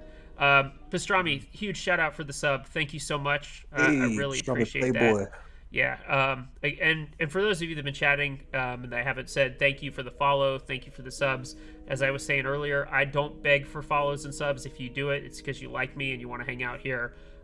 We're building on Thursday too. We're building a prototype, so if you want to, it's a 40. Full disclosure, it's a weird 40, but I hope you come hang out for that too. So just kind of want to throw that out there. So tell me a little bit about yourself personally. I know we don't have to go into details too much, but yeah, no, I don't mind. I'm an open book. I put it all out there. What drives you outside of the hobby? What other interests do you have? I know we've talked about baseball a little bit. Is there anything else as well that drives you? Yeah, I'm a huge Houston guy, everything. Sports, I mean, I'm a big baseball fan more than anything, and really it's me and my wife, like when we first started getting together, like baseball was like huge for us, and so it's like we look forward to baseball season because we get to spend every night like sitting on the couch watching the games. So sports in general are huge for me. The Houston Astros are a very soft spot for me. I love them. Okay. Also, Yeah. fuck the Braves. No, I'm just Yeah, I kidding. know. We talked about Yeah, yeah. No, I was that. very happy for the Braves. I'm a huge Freddie Freeman fan. No, exactly. And then so. What drives me outside of the keyboard community and running my business is just my family, man. I really am like such a family guy. I don't do anything. I don't go anywhere. All of my free time is spent with my kids and That's my awesome. wife and my friends and hanging out in the Rubber Hose Discord. I'm very easy to find. Yep. That's really all I do. I don't have a lot of driving factors, but the factors that I do have that drive me are everything that I need. So Yep, absolutely. And there's quite a few people in this chat who have kids and yeah, have told me midstream like, "Hey, I got to go. I've got an issue or whatnot." You know. And in right. fact, I did a stream 2 weeks ago. My daughter threw up like literally 20 minutes before I started streaming, and I'm like, "Oh my Oh god!" Like, no. it was funny. I saw the story. Like, I picked her up. And I'm like, "Are you okay?" And I heard like gurgle, gurgle. I'm like, "Oh shit!" Here it And sure enough, comes. just blah. I'm like, Yep. and she's 2.5, so she can't tell me she doesn't feel it. She'd be like, "Oh, my tummy hurts," and I'm like, "What's wrong with that?" Blah. Oh, Yep. okay. So Exactly. yeah, so you feel it. And do you do any sports? I mean, you like baseball? Do you play any? Do you Yeah, yeah. I recreational? mean, I played college lacrosse. I played baseball in high school, wrestled in high school. I played football in high school. An And then athlete? and then I surfed all my whole life. I had a surfing scholarship to the University of Hawaii. And Oh, then that's right. now, We're doing the off card on board shorts, right? yeah, exactly. And then, but these days I've had two knee surgeries. So these days Mm, I skate lightly when I can. I surf very rarely now. I have a snowboard trip in February, but other than that, man, it's like I play softball every so often, but not much. Dude, I'm 32 and I just get hurt every time I do shit, to be completely honest. yep. So I ride my Peloton, and that's like the most active I get Do you want to anymore. shout out Peloton on the stream? Yo, shout out Peloton. They're a sponsor. If you use code Lux at checkout, you get nothing off. So, Yeah, yeah. I know how expensive they are, so yeah. Congrats on even getting something. No, it's no, I have no sponsorship whatsoever. it's funny. I have great hand-eye coordination. I loved sports in high school, but um, I'm 5'8" on a good day. Me Um, too. I'm short, right? And Yeah. I just physically like couldn't keep up. Like, I played baseball up until high school, and then I just couldn't keep up. And I was short entering high school. I think I was like 4'6" when I entered. I was tiny. Jesus Yeah, fucking and then Christ. I shot up through high school to shot up to like 5'7" when Yeah. I entered college. So Right. like I didn't play a ton of sports, and now I find myself like, besides work and doing the keyboard stuff, I played basketball at the gym. Like, I never Yeah. played basketball, and I find myself doing that. But I see what you talk about. Like, you start to feel it in the knees every Oh, day, and dude. like, oh my Yeah. god, I feel like an old man. I'm only 35, but I feel like I'm like 60. I'm like, this is awful. Yep. I feel the same way. And it's like I really do have to like limit myself. I used to like try to work out, do something every single day. And then it got to the point to where it's like eventually I'm laying in bed at night or I wake up sore, I wake up limping. So now I take weekends off. I just work out Monday through Friday. There you go. Just trying to stay active, dude. I'm 32 years old. Your metabolism goes bye-bye. So if not, then I start ended up looking like a piece of shit. And I'm trying to like look decent as long as possible. So What was it? I just saw I think it was like a clip from like not the Larry David show. I can't remember, but it was like, dude, why are you wearing that? You look ridiculous. And the guy says, dude, I'm married. Who cares what I wear? And like, that's how I feel dude, like straight up. now they feel about like working out. Like, unless my wife says something, like, who cares? Like, I'm Yep. getting a little porky. I don't care. Yeah, Like, yeah. No, I'm not worried about it. Exactly. And it's more like because during COVID, dude, fuck, I didn't work out. I fucking sat around eating shit just, food because we didn't go to the grocery store, so we were picking up just snacks and whatever.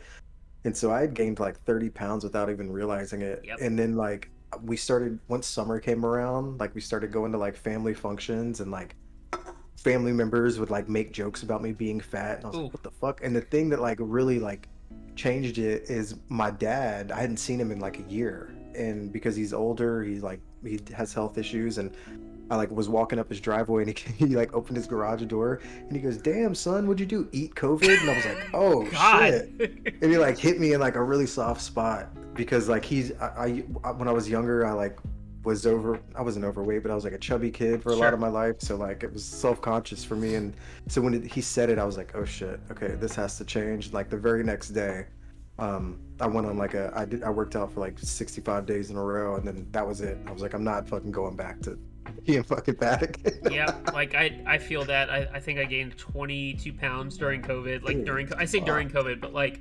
I didn't go to the gym, and then as soon as we got vaxxed, I was like, okay, I'm gonna go to the gym now. I feel comfortable to do so, and like, Right. what a difference, because I wasn't working out like mentally, physically. Like I didn't realize like how much that was affecting me. You know, granted, I think I had my best creative juices during COVID.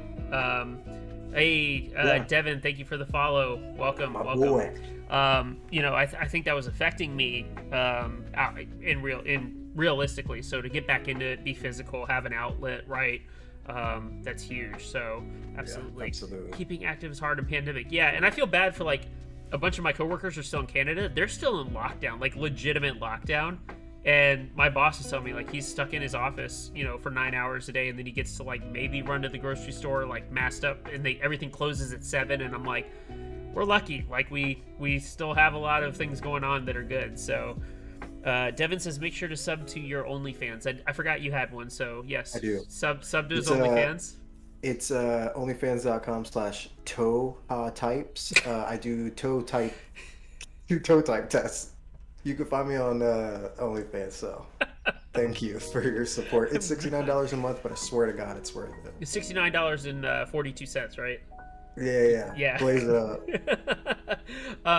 So let's kind of rotate back into keyboards real fast, because I have another question for you regarding them.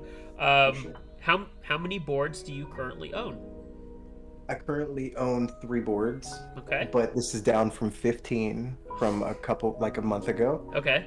And that's only because I have 10 boards coming in. Okay. So I was only like, I 10, gotta only 10 coming in. only 10 coming in, but dude, the boards I have coming in are fucking bangers. I'll name a few. I have Yeah. the Family Friends Edition Work One. I have the Family and Friends Edition Geist. I have the Family and Friends Edition Midway 60. Family and Friends. I have some dope shit coming in. I'm hearing a lot of family and friends editions. Dude, and honestly, I'll be completely honest. It's only because I have followers. Okay. Yeah. It's okay. It's- And it's well, they're like my friends, but it's like I think, you know, for them it's like it helps them too. It's like, so we become friends, and they ask me because I still pay premium for these boards. Yeah, It's you're like not they're getting sending them for to me free. Yeah. No, it's just like, we become friends. I help them. I give them feedback when they need it or whatever, and then, if the opportunity approaches itself, I buy in. But I don't get into all boards that I'm offered. It's like Sure. really ones that like I'm interested in. I want to, and it's not because like I don't like your design or I don't like your board. It's just more of like sometimes I don't want to spend another $1,000 Yep. right now. Yep. So I feel that. I definitely feel that. What's the most valuable board that you own right now? Not the one that's worth the most aftermarket, but to you, what's your most valuable board? man, my F1 8X Burgundy Wind Keyless by Geon Works it's been my workhorse. It's been my driver. It's been my everyday board. For some reason, I can't get it off my desk when it's on there. And like when I do take it off, it'll be off for like 3 days, and then I put it back and it's on for 2 weeks. I can't get rid of it. I've tried multiple times. I'll go to post it to sell it or trade it, and I get offers, and I just can't do it. And I really don't know what it is. But that board has stuck around forever, and I don't see myself getting rid of it. So That's awesome. I talked about this a little before you hopped on. I sold my elephant recently, and I thought I would never sell that board just because it's so unique. It's so cool. But I wanted stuff for my stream. I wanted a new camera. I wanted equipment, and the reality was I stopped using that board, and I hadn't been using it for like 3 or 4 weeks, and I noticed that. And I took advantage of what it's worth in the aftermarket. Now, of course, I say that I'll never sell my Pearl up here, my orange Pearl, because it's a one of one, and that's like super special to me. And I love everything about the Pearl. I love that it was ahead of its time in 2017. That Coob was like thinking outside the box especially for 40s. Like there weren't a lot of premium offerings back then for a 40%. Nowadays, they're everywhere. And so like to me, like that's a valuable board, and here I am wanting to buy in on his new one, but it's like I think it's gonna be like $500. Jesus. We've entered the point where the quality is worth it, but you've got to start deciding how many of these do you really want to go in on. And you saying friends and family, I think there's something to be said about, as with anything in life, it's not about what you know, it's about who you know. 100%. And there's I think that's where some of the gatekeeping comes from. I think that people believe that, oh, hey, I got this through so and so. Oh, well, you know, you guys are just gatekeeping your friends. Well, Right. no. The reality is you like your friends and you offer them the chance to buy something or get in on something, and that's how the world works. So Yeah. I don't know. If I put out something fucking dope, I want my friends to have it. Period. Mm-hmm. So of course I'm going to ask them if they want it, and of course I want it to be special for them. I would do the same exact thing. I mean, I think that's a totally normal thing to do. But back to like pricing of boards, Yeah. $500, like so, which is crazy. And I don't, you know, I don't know if this is like hidden information or not, so I don't know if I should be saying it, but I'll say it. But the Geist Friends and Family was $1,700, Oof. and then the Work One Friends and Family was also $1,700. Oof. So these are fucking keyboards that are close Expensive. to $2,000 retail, Yeah. and Yeah. that's when you're really reaching a point to where like, what the fuck am I doing, right? Because I mean, it's like you can buy Janes and Keycolts, and they're not that much on for Right. retail. Right. But then you get them on the aftermarket, and they're $3,000-$5,000 or whatever. Stupid numbers. But it's like, yeah. And also on friends and family boards, a lot of people like to do like, okay, well, we're gonna use solid brass pieces, or we're gonna use only Something like the highest special. of materials, copper, right? Yep. And I love that kind of shit. It's the novelty for me. So is it $1,000 more than a regular one would be? Yes. Is it worth it to me? Also, yes. So I pay for it. And Yeah. you know, that's just the double-edged sword of the keyboard community. Agreed. Agreed. I think part of the reason that the Pearl is going to be that much is because they're going with CNC Labs here in the U.S. So we're not. Good It's for not them. getting outsourced, right? Like there's something to be said about that. Like, yeah, there's certain menus in China that actually do a really really good job, and I'm thankful for that. But at the same time, there's something cool about like not having to wait for it to come across the pond either. And go through that process. And some of the things like Coob is doing are amazing, like stainless steel weights, polished, you know, an onboard DAC, two USB hubs, like stuff that is in a couple other keyboards, but just isn't like as popular yet. Like he could have gone like full knob and OLED, but he chose not to. I did that on Ocean. I was like, yeah, we need a knob and an OLED, and now I look and I'm like, the knob is useful, but I'm not so sure the OLED is. Like it's cool, Yeah. it's got its place. Yeah. But you know, like I'm with you. It's about who you know. That there's time to spend the money. If you get offered, you got to make that decision. Do you want to? You know, and I don't think it's as gatekeepy as people think it is. I think that's part of the problem. So No, but I mean, here's the thing. Maybe people call it gatekeeping, but what it really is, to just put it completely white and black, the keyboard community is cliquey as fuck. yeah, And if you are in this clique, you're a cool kid, for lack of a better term, and you get offered all this shit all the time because everybody in there is boys, so everybody in there is offering everybody in there all the dope shit that everybody Yep. else wants. yep, And it's not as much as like, oh, we're gatekeeping everybody out. It goes right back to what you were saying. It's like, no, just everybody that's getting all this shit that everybody wants is like, it's all the same people. It's all the same friends. And that's, I mean, like, being an outsider looking in, it probably is a really shitty thing. And I've been on the outside looking in multiple cases with people that I'm not friends with in this Yep. community that have something that I want or whatever. But that's just a part of the game. And it's like, I could dude, actually this- give you a clear cut example where I felt that, but I didn't. Now I look back and I'm like, man, it was stupid. The SA Nautilus. You remember that? yeah. Do you, Yeah. yeah, and I remember being like, well, this is bullshit. Why isn't this offered for everybody else? And like, you know, it's not fair. And well, first of all, hobby and life is not fair. Like both are not fair. But two, like I wasn't part of the cool kids, so why Yeah, would right. I have been in it? And that's something that I think a lot of people struggle with. And I think you're right. It's very cliquey, but it doesn't have to necessarily be negative. It's just, hey, No, these are the not group negative. of friends I hang out with, and they're doing cool things, and you may have a group of friends that are doing other things, and it doesn't have to be like this, hey, everybody, I'm offering this to everyone in the world. It's like, hey, I just want to do something for me, and I'm going to offer it to 10 other people, and that's it. Like, that's all there is to it. So I feel that. And I definitely experienced that as a group buy runner with the Oceanographer, is that I bought myself the polycarbonate one as like a gift for like, hey, you put in all this work for a year and a half, like you're gonna you had a successful group buy, or you're gonna have a successful group buy, let me get a one of one polycarbonate for myself. And I showed it on stream, and then like I had a bunch of people, I won't name any names, but who are PMing me like, hey, you should just run a separate buy for you know, a couple of us and do. And I was like, you're missing the point. Like, I'm doing this because I wanted it, and like, if I do run a polycarb, it'll be like to those people that I really like and want to hang out with and share my passion with. And there's nothing wrong with that, but I know it upset a lot of people too. So Yeah, 100%. it's a fine line to walk, and I think that's what you have to be careful with. Right, but like I have never walked into any situation and be like, "Hey man, can I get in on this? Can I or like slit like try to get a foot in a door to try to ask a question to try to butter them up to get on friends and family?" It's like, no.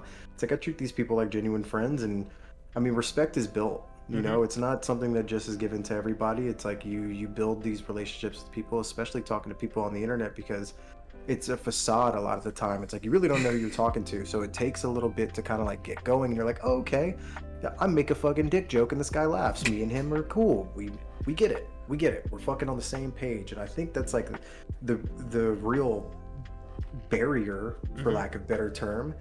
It's just work your way into it, meet the people that you want to be cool with, and doors will open for you one way or another, whether it be a friends and family group buy, whether it be an artisan rig, whether it be an invite to a commission with some of your friends. Like there's so many opportunities to get these limited things. People think they're given to you on a silver platter, and they're fucking not. You have to go out there and hustle your ass off and build the relationships within the community of the people that help you get And these situations. and that can be torn down in an instant. By the Oh, way, dude, immediately. yeah, Johnny, thank you for the sub. Seriously, thank you very much. I appreciate it. And welcome, by the way. I Low will. Life. That's Low Life Caps. If you don't follow Yeah. Low Life Caps on Instagram, you should absolutely go follow him. He Um, does the fuck you blank. They're fucking dope as shit. he also, I'm pretty sure it's him. He had some funny Instagram reels, or not reels, stories, like a couple of months ago, where I'm like, "Can you film in that place that you're filming at?" And he was like, "It's all good," and I was like, "Damn, okay."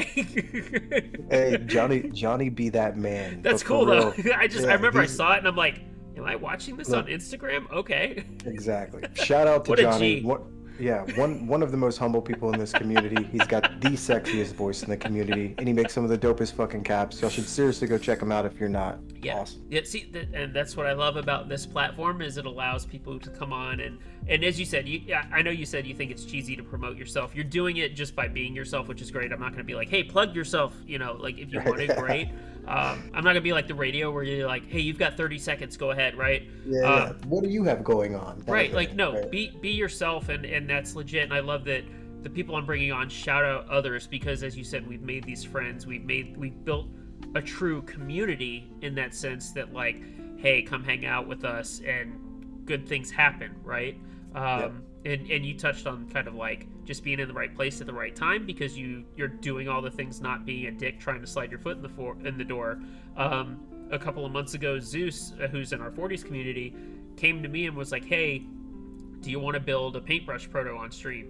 And I was like, yeah, I'd love to. And he sent it over my way, and he was like, hey, yeah, let's make a deal. You keep it, and it's yours. And I was like, wow, really? Like, I don't, I'm like, this is your hard-earned money you put into a proto, and I'm happy to help you. And he was like, no, man, like, it's all good.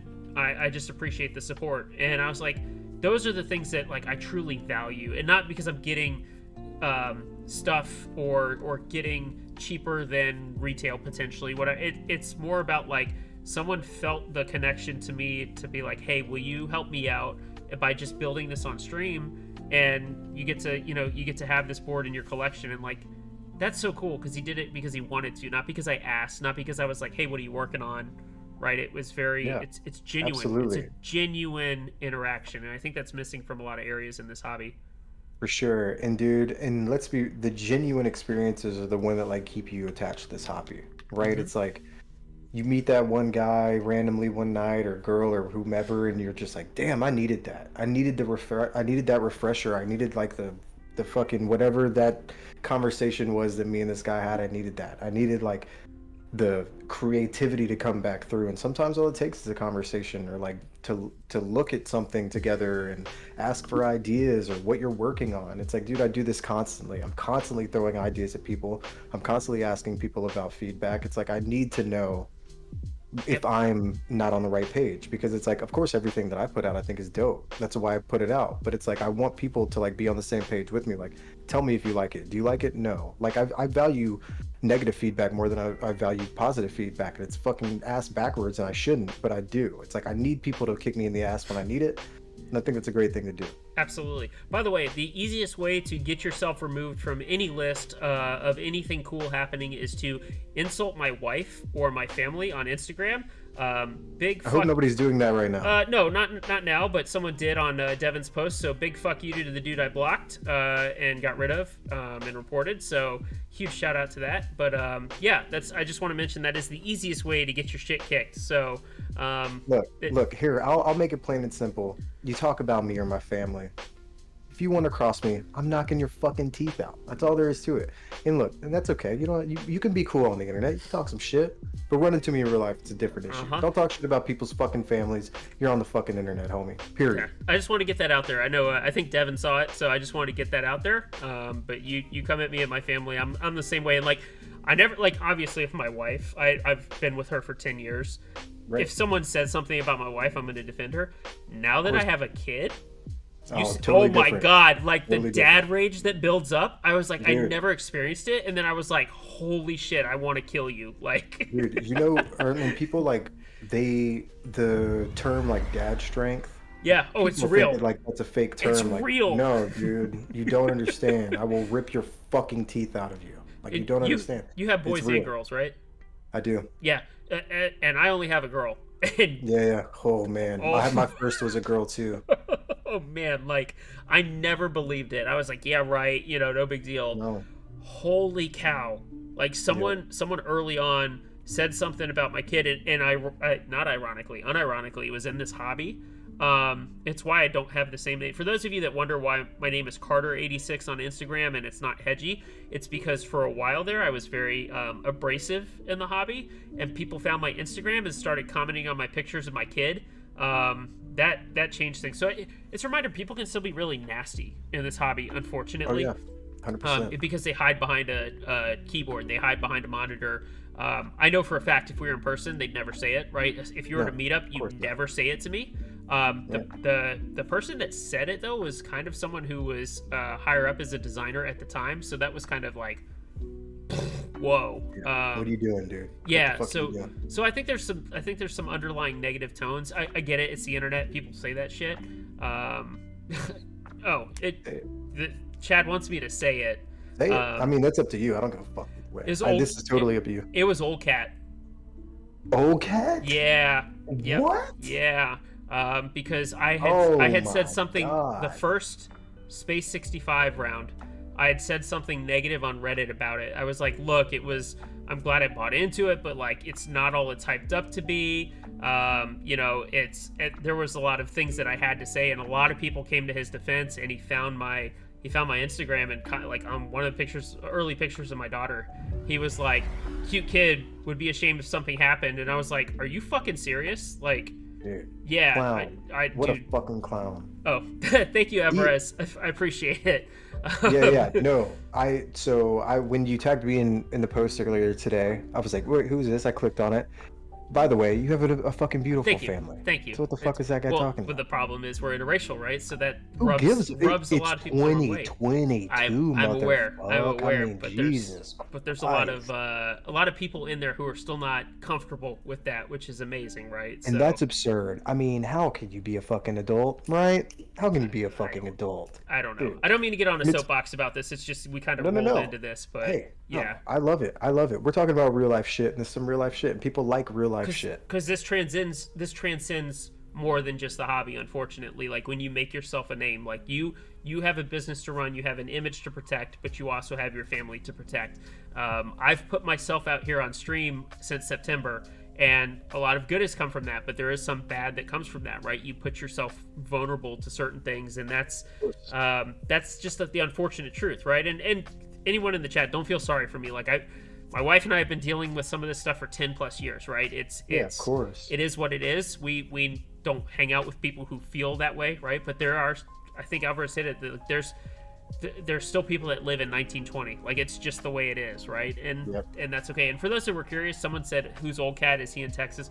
No, it's the dude from China, who runs the Space 65, the Apollo 80, whatever, or no, yeah, the Apollo 80. What?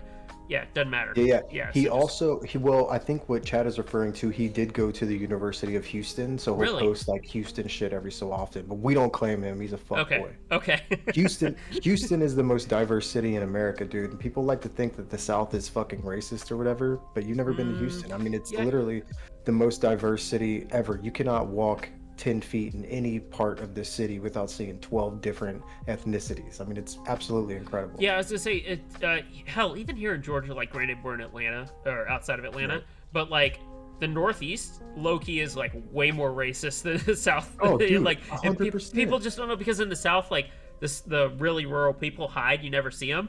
In like the Northeast, like, straight up, the people are just there in person and they'll tell you, and you're like, it's such a shock. Like, Yeah, dude. it's insane. And as you being from Georgia, you know that Southern hospitality is a real real. thing. It's You very hold the real. door open for people, you tell them yes ma'am, no ma'am, you say thank you when somebody does something nice, and you say you're welcome when they say it. But when Dude, you go into northern parts of the country, dude, I was holding the door open for somebody, and when I was living in LA they're like, even, fuck I you. held the door open for a girl, and this girl goes, "I don't need you to hold the door open for me, motherfucker." I was like, "Excuse me?" I said, "Okay, then I won't." I just walked in front of her and I ordered in front of her. It's like, Like, dude, bitch, I was not trying to look at you in or any way. I was what's helping you out. what's the old one? You hold the door and they're like, "I have a boyfriend," and you're like, "Okay, and Yeah, what's your yeah. what's your point?" I Like, have a pet goldfish. If we're talking about shit that doesn't matter, bitch, what the fuck are you talking about? like, Get I out of straight here. up, I'm like you. Like, I'm just genuinely, like, I try to be a nice guy, and knock on wood, I find like I can turn a frown. I hate that saying. I turn a frown around pretty quickly. You just Yeah, come in and kill people with kindness, and if it's genuine, like, they can't help themselves. They're like, "Ah, shit, he's a nice guy," whatever. And like, yeah, that's very true for across the South, like Texas and through. Like, I think that's why I get along with a lot of people in general. It's just I'm genuinely, like, happy to be like, "Hey, thank you very much, sir," and like a lot of women too. I'm like, "Yes, ma'am," and they're like, "Don't call me that. I yeah. feel old." And I'm like, "I'm sorry. That I 100%. just learned that is respectful. Like, that's the way No, you do things." exactly. And the way you handle that situation is so it happens all the time, especially because I'm like 32 now, so I don't look like a young kid. And I tell older, even if you're a couple years older than me, or even if I tell my wife, yes, ma'am. Like, it's a respect thing. It's like, and so when ladies, or like if women, if we're out or whatever, and I'm like, "Oh yeah, no problem, yes ma'am," and she's like, "Oh, don't call me ma'am, you make me feel old." I go, "Well, it's a respect thing. If my mom heard me say anything else, I would be in trouble." So it's like, that's how I diffuse it. And then they're like, "Oh shit, he's just being a gentleman. He's not trying to like make me feel old." And that's how Nope. my mom raised me. I Yep. was raised by women, and I carry that to my day, and my son will too. Yep, absolutely. And fortunately, my dad was very, very much the same line. Like, you got to be respectful. Like, there's a lot, like, shitty people will fall off. Like, you just have to Yeah. do your thing and be good. And like, my cousin, unfortunately, he lost his dad when he was 13. So like, his mom raised him from 13 on, and he's like the most polite kid in the world. And like, Absolutely. shout out to my cousin Ethan, by the way. But Ethan, what's up, yeah, baby? but like, it's true, right? Like, there's something to be said about that. And I know we're off topic of keyboards here, but in general, Yeah, like, there's something to be said, kind of, as it all wraps up, that you want to make friends in this hobby, you got to be genuine, you got to be nice, like, and as you said, don't rush things. Like, if people like you and they want to hang out with you, they'll include you, and you'll exactly. start getting into things, and it's all good. Like, you can't, I had to learn that early on. Like, you don't want to rush that. Just let it flow naturally. Like, hang out, do your thing, do what makes you happy. And I think that gets lost a little bit on people in this hobby. Is like, do what makes you happy. You touched on it with the artisans, right? Go after what you want to collect, not because there's a hype aspect behind it. Right. And that gets lost too. Like, shoes. I think do you think we're entering like shoe territory? Do you think we're there? Oh, we're in the bot world. Yeah, yeah, yeah. We are in the shoe game. And here's a crazy segue. Before I started Luxe Cables, I owned a shoe reselling company called Solely Grail Really? that I paid my way through college with. Yeah, That's like a great I name, by the sold way. shoes. Solely Grail. I love Thanks. 'Cause it was that. like the soles of your shoes, your holy grails. How much money were you making in college selling shoes? I'm $85,000 a year. I What? paid off all my college before I was even out of college. Holy shit. Yep, and I had no money given to me like from my like parents or whatever. I just fucking Well, my grandma died and she left me $3,000 and I bought two pairs of shoes and immediately flipped them for like 10 grand. And then so that's what started it. It's fucking crazy. That's Yeah, sorry to get off crazy. topic, but No, yeah. that's crazy. Jesus, I had a buddy. I say a buddy. I had a friend who I did a lot of kart racing before my child was born, like go karts, endurance racing, outdoor, indoor, and he's 23 or 4 now, so he's like 10 years my junior. Yeah. But in high school, he was selling shoes and flipping them and making like bank, and I'm like, dude, you're like 17, 18 years old making like 30, 40 grand right now. Like, it's so Dude. stupid how much like kids hustle these days. They hustle. It was crazy. And like, so I had gotten pretty big. I had like 30,000 followers on Instagram and I was fucking, I mean, I was killing it, dude. I was making so much fucking money and I wasn't doing anything. Like, so I had built up all these relationships with all the managers of Foot Lockers and Foot Actions around me. So when all these limited releases would come out, I would just message them and be like, hey, I'm going to slide you $500 and let me get all of them. And they'd Yep. be like, all right, that's fine. Because I would pay for every single pair and I would also give them money on top. And what this did, it immediately got rid of their stock and it kept all the hype and fighting out of the stores. Because people would be lining up for these shoes and say there's 200 people in line, but there's 20 pairs. Those 20 people walking out are getting fucking haggled or fought, Yep. period. Especially in Houston. So it's like, you I'm saving them the issue of having to call the cops, but they're also getting all their money immediately, and they're all splitting $100 because basically there was 5 employees working. Everybody gets $100. Chase gets his shoes, and I'm out of their hair immediately. So what I was doing, I have the list of what's releasing from Jordan because Nike or Nike because they released their list at the beginning of the year. So I call them, months in advance, and I'm like, I want this, this, and this, and they're like, all right. So basically, I would just go pick up all these shoes, go take pictures, post them to my thing, and then I would just ship them out at night after I got home from school. And like the craziest, like I guess I hate calling it like a lick I ever hit like in the shoe game was I got 2 pairs of the Red October Yeezys, and I bought them for $200 a piece and immediately sold them before I even had them in hand for $13,000 each. So I made $26,000. I'm sorry, what? Yeah, $26,000 in less than like 10 minutes. Fucking stupid. And I thought the flipping keyboards hobby was a good way to make money, but It was unreal. It was unreal. Shit. All I had was a receipt of the purchased shoes, and it was like a fucking weird size. It was like a size 13 and a size like 7.5, like not even popular sizes. People just But want them. I just had known to go after the sizes that were the most available, like shitty sizes. Yep. And they still sold for 13 grand each. The K West Comes Alive says, Chase, do you still collect? No, I have a bunch of my old G shoes that I still like keep around, but no, not, dude, honestly, if you see me in public, I'm wearing Vans or flip-flops 100% of the time. That's it. Nice. Thank you for the follow, C Supple. I appreciate that. I hope I said that right. I fuck up names in chat all the time, so don't hate me. Apologies if I like murder your name. But big shout out to chat. Been moving tonight. We've got a good number of viewers tonight. I'm very appreciative of that, by the way. Thank you for everybody for hanging. Absolutely. Real quick sidebar for those of you that don't hang out here or it's your first time here. I do a number of interviews with a lot of designers. I've done like Wallet Burner. I've done Will, aka Project Kane, Kubicek. We're doing Chase at Luxe Cables. I'm gonna do more of these. It's a fun way to do it, but I also focus on 40, so I build stream builds my own. I will build for free. It doesn't matter if it's a 60% or a 75%. I will build your board commission free. I just enjoy doing it, and I'm happy to do it on stream. So just throwing that out there. The only thing I ask is that you pay shipping. That's it. But Dude, I'll send you some boards. Dude, if you're serious, I would love to build something really awesome. I really would. I'll send you some crazy shit because I fucking hate building boards these Really? days. I'll send you some crazy shit to build on stream. Yeah. Dude, that's like my favorite thing. Like seriously, I got you. okay. Oh man, we're. I'll send you the switches. I'll send you the stabs. I'll send you some dope shit. I did that with like even some cheap shit, like I say cheap shit, but a nice like acrylic build from P3D store, right? And this guy I think Static's still in here. Static sent me his board. He's like, hey, build with these switches and whatnot, and yeah. Okay, hey, I'm gonna Kyvra CYT. Sorry. Thank you. This will be Yes. on video on demand later. We're not done here, but this will be on demand later, so you're more than welcome to catch back up. I appreciate you guys being here.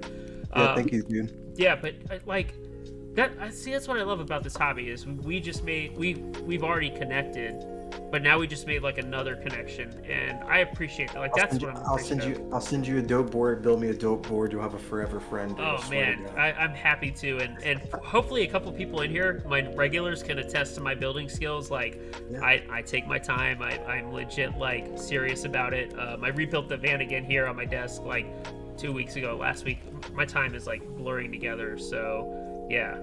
Nope. Are there any NYC meetups? I don't know. As I said earlier, I'm working on a big Atlanta one. But here's the fun part about this community.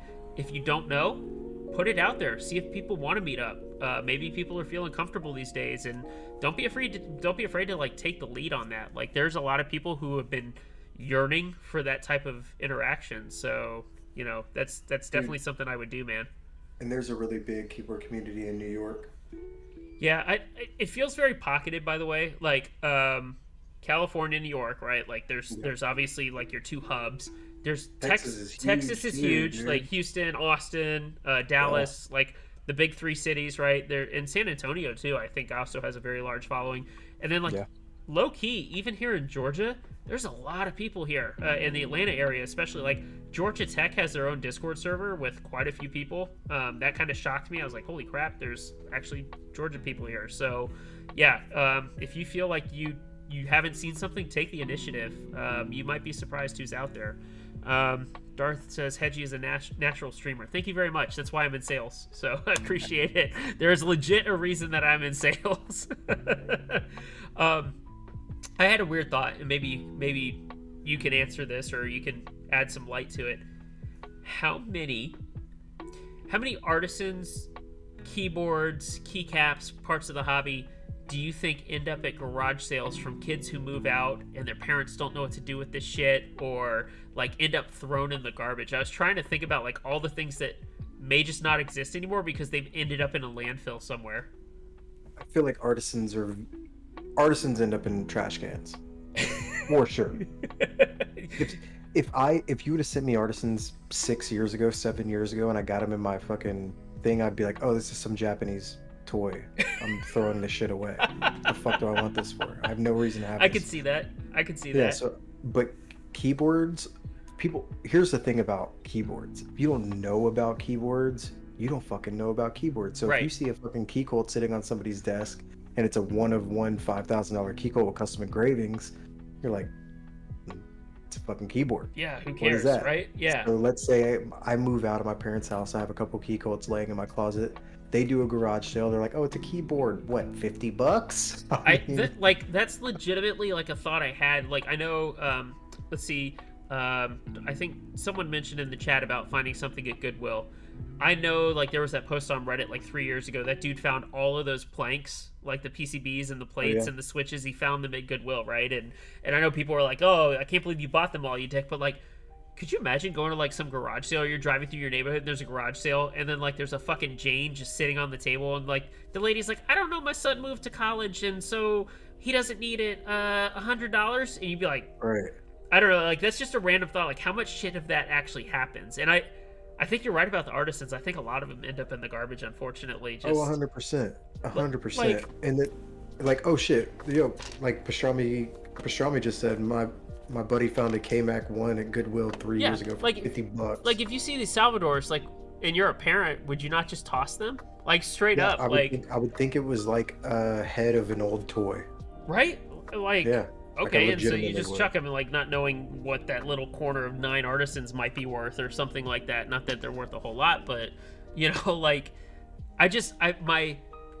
my thing is like, could you actually find something like that? Do you think that really happens? And I think it happens a lot more than we care to imagine, unfortunately. Well, look, I live in a very prevalent area, in a very prevalent suburb of Houston, Texas. Okay.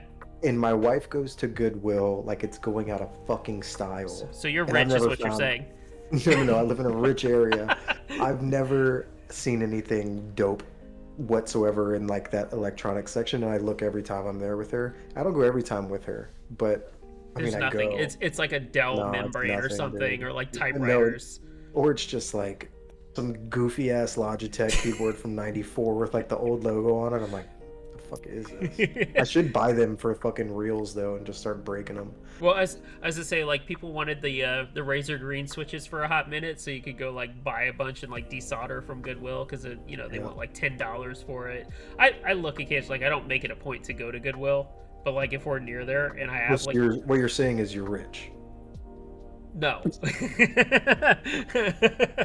I wish. Otherwise, I'd have a lot more boards up here. Like oh man, I'd have a major problem. Like I've somehow made this work, and maybe that's a good segue. Like that's where I got a lot of my money, hobby money, was doing like outside work. I did umpiring for Little League Baseball for Oh like hell 4 seasons.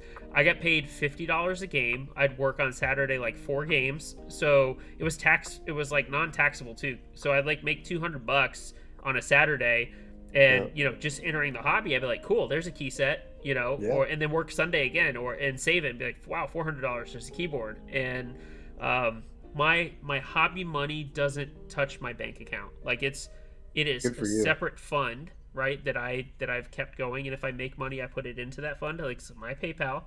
And my wife's like totally on board with that. She's like, hey, as long as you're not pulling from our account, I don't give a shit what you do or what you buy.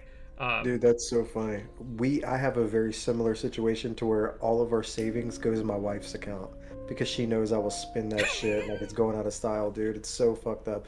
When we first got together, like I shit you not, we'd been together like less than a year, and she was like, "Yeah, do we need a joint account, like so I can take care of the money?"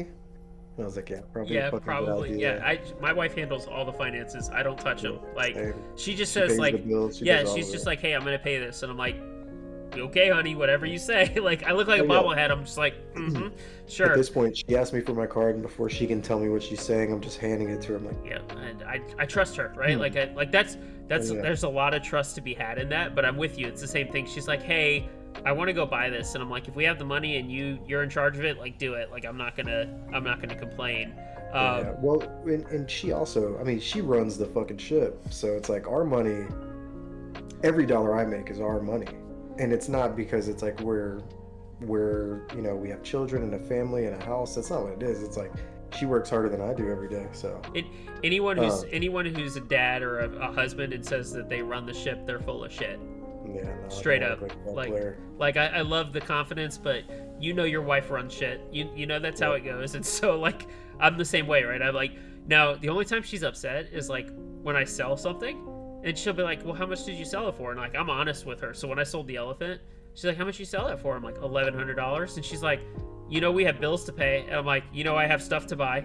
I just like didn't skip a beat, right? But that's Exactly. my money. Like I'm not touching our account. Like if I want to go We're buy still something, pay the bills. You're good. I gotta come up with the money. And I think a lot of people get too deep into the hobby too quick. Like you see these stories of people being like, it's almost like perceived to be cool to spend a ton of money. Like you When buy a key colt as your first board or something. yeah, It's like what are you or they're doing? like, I bought 12 boards in my first 3 months of the hobby, and I'm like, slow down. Like I know you want to find what you like, but you don't have to go ham. There was that one guy he turned out to be like a liar. He spent like 13 grand in like 2 months or something like that on the boards and keycaps. And there's almost an obsession with like overkill in this hobby, unfortunately. Yep. And showing it off. Like I see these people with, not that switches are necessarily expensive, but I see they've got like, let's call it 900 different switches, right? There's Mhm. 50 of each, so they've got all these switches, and I'm like, but you own 2 keyboards and neither are hot swap. What are you doing with them? Like there's Right. almost a need to collect that I think Dude, isn't talked about enough. I get my switches built, lubed, and filmed by somebody else. I'd send all my work out. His name's Sloth, by the way. If anybody wants fucking to not deal with switches anymore, you can have him. He's always looking for work. He's dope. He does good work. But I still have. I mean, I have a drawer in my desk right here that's completely. It's like I don't know, half a foot deep, 6 inches, and it's completely full of switches that'll never be used. Dude, Yep. I wish I could pull it. I mean, if you got something you could show, like this is a show and tell time too. Which, by the way, Soup. I'm just gonna call you Soup from now on. By the way, Soup says collecting or hoarding. It's a thin line sometimes, and I would agree with that. Like you have to watch. Holy shit, Here, dude! this is just like I grabbed it, just a hand, two as big as a handful I could. Are those little tyke switches? Yeah. They're so easy to spot. That's awesome. Yeah, I have a drawer. I have a drawer like that here. Is it an Alex drawer, like from IKEA? It is. Yeah. It's the bottom two. Yeah. Everybody has that drawer. Yeah, dude, exactly. although, Yeah, it's completely full. although I noticed your desk. It looks like you have a real wood desk in your reels. Is that what you're on? Yeah, it's a butcher's block from Home Depot. Yes. I just set it on top of my Alex desk. Save the Yeah, the 70 perfect, 70 whatever inch it is. 74 or something, 2 feet deep or whatever. Did you stain and seal it or? I sealed it. I didn't stain it. Oh, I just wanted it to be raw. I'll have to send you a picture. I stained mine like a dark gray and then sealed Yeah, it, and it's that's awesome. dope. Like it looks different, and it's, dude, I So- love this thing. Yeah, me too. So my idea was always like, okay, I'm gonna seal it, and then I'm gonna get tired of it being like sealed, and then I'm just gonna sand that bitch down and just do it like something crazy, almost like I want to do like a bunch of different stains on it, so it almost looks like marbling, Okay. and then I'll seal it again, and then that's when I'll probably be done with it. But I wanted to start with that'd be it awesome. because I'm like raw desk, they look so good with like everything. So like for content, it just like made sense. But eventually I am going to do something crazy with it. Nice. Yeah, I remember I was rocking. So like when we bought this house a year and a half ago, the basement where I'm at now wasn't being used wasn't used by me because my mom was here. She was living in the basement. We have this whole like in-law suite. It's insane. No, I'm not rich. I promise you. We just got lucky. So I was like upstairs, way upstairs, in like my own separate room, and I had that fiberboard desk from IKEA, the 74 inch, and like it sagged in the middle. Like it wasn't great. And when my mom moved out, I told my wife, I'm like, I want to move my setup down in the basement because like when I play Warzone, I can yell at people and not wake my daughter. Like I can scream and rage, and that's okay. Exactly. And I said, and I want a real wooden desk. And she's like, why? I said, A, it looks nice, and B, when I rage and slam the desk, I won't break it. And yeah, right. Oh, true. And so she's like, all right, so pick one out. And I looked at IKEA at the Carlby or whatever, and I was like, they look nice. And my buddy was like, you should go to Home Depot and just stain one yourself. It'll cost you like $170 total, and you'll be all in. And I was like, really? And we went and found the butcher block, and I bought stain. And my wife's like, you should do something cool like gray, and don't do natural. I was like, all right, cool. And Gray's a cool idea. I didn't even think about it. I was gonna do like something dark off the rip, and then I was like, you know what, fuck it. I want to like leave it raw. but it looks good. Just to, like- It looks Yeah, good. it But does. I It want to looks see cool. I want to see your idea come to fruition. Like I can. Well, I'll tell you what I'm going to do. So you know those like sample stains that you can buy? They're like this big. Yep. They're like really small. So Yep. I want to buy as many colors as I can, and I'm just gonna dump them in random places. And then if it doesn't work out, it doesn't work out. But Almost I feel like it that will. Splash Anno effect, kind of. Yeah, exact same thing. Same Okay. thing. To where Yeah. it's like they transition, and some places they don't really. It's like I want it to just look wild. Different. Yeah, different, right? Like stand out. So Exactly. actually, this is a great question. When I got into the hobby, and I still feel this way, I know beige is very popular. I know this, Yeah. but are you a beige guy? Do you like bright colors? Do you like standing out? What do you So- prefer? And honestly, I feel like it's like my old age. When I first got into the hobby, it was laser, vaporwave, fucking anything I could get with like color. I loved it. It was like everything. I had an RGB keyboard, fucking. That was my shit. But like as I've grown into the hobby and as I've come to like love what I love, 3/4 of my sets are beige. And it's like most of my artisans are beige, and it's like I think I'm a really earth tone guy. Like Okay. so browns and greens and grays, like that's my whole like vibe of colors generally. So it just worked out for me, but it was like a grown love. I didn't love beige to begin with. It was like something that like grew on me. But yeah, I love beige. I still can't get into it. Like I just No? I can't. But because I And think that's I think Toxic is what drew me into the hobby. JTK Toxic, and I like remember, yeah, black and neon green. Yeah, I know I was exactly what like, you're talking wow, about. can you imagine that on a desk? It would stand out. Like, and I was thinking Yep. at work, not at home. I was like, at work, people would see that and be like, whoa, Oh, what is that? Yeah, and that's kind of, I think, what stuck with me is like, I like, obviously I've got like black and white back here, but like yeah. colors, like I like some colors. Now granted, paperwork is the one exception. I think the grays with like the small highlighter accents, yes, Tent, we're still on. Tent is back.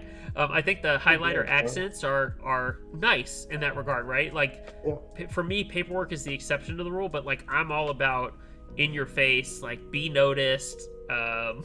And I think in like I said, I think it was like a grown thing for me. It's like, so for before I was posting like reels because Instagram changed the algorithm, or like the focus of the app. Yeah. I was doing setup pictures a lot of the time, or just like I would do some dope shit outside with like a keyboard and a different keycap set, or some artisans thrown on there. So I was just doing dope ass pictures all the time. So I was constantly rotating keycap sets. So I was always bringing in like bright ass colors. So it was constantly on my desk. I was constantly taking pictures of it. And once like I had 15 boards, I kept like three with bright sets on it, and then everything on my desk was always like very minimal because I was so tired of like seeing it all day, or like on my feed. All my Mm-hmm. feed is like colorful shit. So like to be back home, I guess is like a good way to put it. Like to be back home and like have everything like more my vibe, like very calm, like chill. It just made sense for me. So as much as I still love colorful sets, especially ones that are a little bit different, Mm-hmm. um, I, for me, it's always going to be like a very low key beige, gray, white, something like that. Yeah. Chad, if you're still here, I would really love to get the paperwork BBW I proposed. Just saying. You even liked it. You said you loved this one. Just saying. You quoted that one. So, by the way, your Jazz Wolf was fucking sick. I'm just throwing that out It's, there for you, man. hey, That was. it's coming, by the way. Where's my credit card? All What's the right. GIF? What's the GIF? Yeah, the Yeah, slap down. yeah, I feel that. Okay, maybe that could be my first one, right? Maybe that could be Yeah, that'd be my first one. But no, like it's funny because like I think like Night Runner down here on my desk mat, like that's such an in your face key set. But there's something that draws me to that. You know, traditional black and white is always good. And there's times and places to not have like in your face key sets too. Like some muted yeah, stuff of looks course. good, but that's what I love about the hobby, though, is you can find what you like that makes you happy, and you don't have to buy the next key set because you're afraid that everyone's gonna like it or it's gonna be like the most popular thing. Like, how how many people? This is a question for you. How many people do you think actually like Botanical, and how many people do you think are buying it just because round one was somewhat wanted after it came out? Oh, I think it's probably like a 75-25 split. Like that 75 people are just buying it because it won set of the year, or it's an easy flip in Yep, 2 years. yep. Um, Uh, but it won't be. They're gonna be selling their set for fucking retail. So yeah, I feel like that part is lost on keycaps. I think people are buying more for what's the word I'm looking for? They're speculative buying yeah, yeah, instead of buying what you like. And I'm very particular. Like I'll support sets, but like I don't buy all the sets I support because I'm not in love with it. Like I gotta really love a set to buy it, or I gotta love the creator. Like there's one or two yeah, things yeah. like No, I agree with that. I hate to say it, like I bought DSS 420 because I was supporting our buddy Mike in the 40 server who started the 40 server, and like his key sets are good. By the way, 40s key sets, especially from like SP, the DSS sets, if you don't know, they're only like $100. So we don't spend a ton of money on good key sets. Right. And it's a weed themed key set. Now I'm not really gonna ever use it, but like I support the people I care about, and Yeah. I think I find I'm doing that more often than not these days. Where if I like you and I want to support you, I'm buying your shit Yeah, because that's how you 100%. I'm feel. the same way. Holy shit. Speaking of, Soup just put a comment. That's how I felt about Striker Round 2. Super hyped for the set, but when the group I came, it was eh. You want to know how many sets they sold of Striker?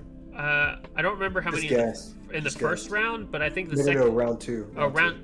round two I think was like what 2,500 something like that. Oh, dog. 22,000. Wait, what? 22,000. 22,000? Yeah, and Zambuman supposedly like posted it on his Twitter, and then got like roasted by it and then How deleted the tweet. how much money did he make off that? Holy I mean, shit. think about that. And that was a number given to me from somebody that's very prevalent in this community that would know. 22,000. Did Drop host it or? Yep. Oh, okay. Okay. Oh So wait, that's no, Novel Keys. Novel Key. Right? So I think so. Novel So Keys. I remember when Striker R1 came out, when like the interest check came out and the group I came out, it was like $100 for the base kit. Like that was the big selling point, was that like That's minimal base kit, right? Yeah. And if you need the extra stuff, it's here in the separate. Like that was the big driver for. We don't want a big ass base kit that you spend $180 on. In fact, we're going to shrink it down, and then if you need the extra stuff, you buy it. But then I remember like the aftermarket, all of a sudden people are selling it for like $400, and I'm like, this was $100 in group buy. What's, other than, oh wait, one of the big streamers in our hobby built a keyboard for one of the largest gamers in the world, and yeah, it's a Tifu set. Yeah, Keycolt and Striker took off. And so what I think happened with it is, so the Tifu shit happened, Striker blew the fuck up. I bought my set for like $450 on the aftermarket after the fact, and then when the second round was running, he like mentioned something about it and was like, if you want your keyboard to look like mine, like you gotta buy this. These were the keycaps. And so like I'm like, okay, well that's where the fucking 22,000 sets come from, because this motherfucker has 20 million followers or whatever. It's like all these kids are trying to be Tifu.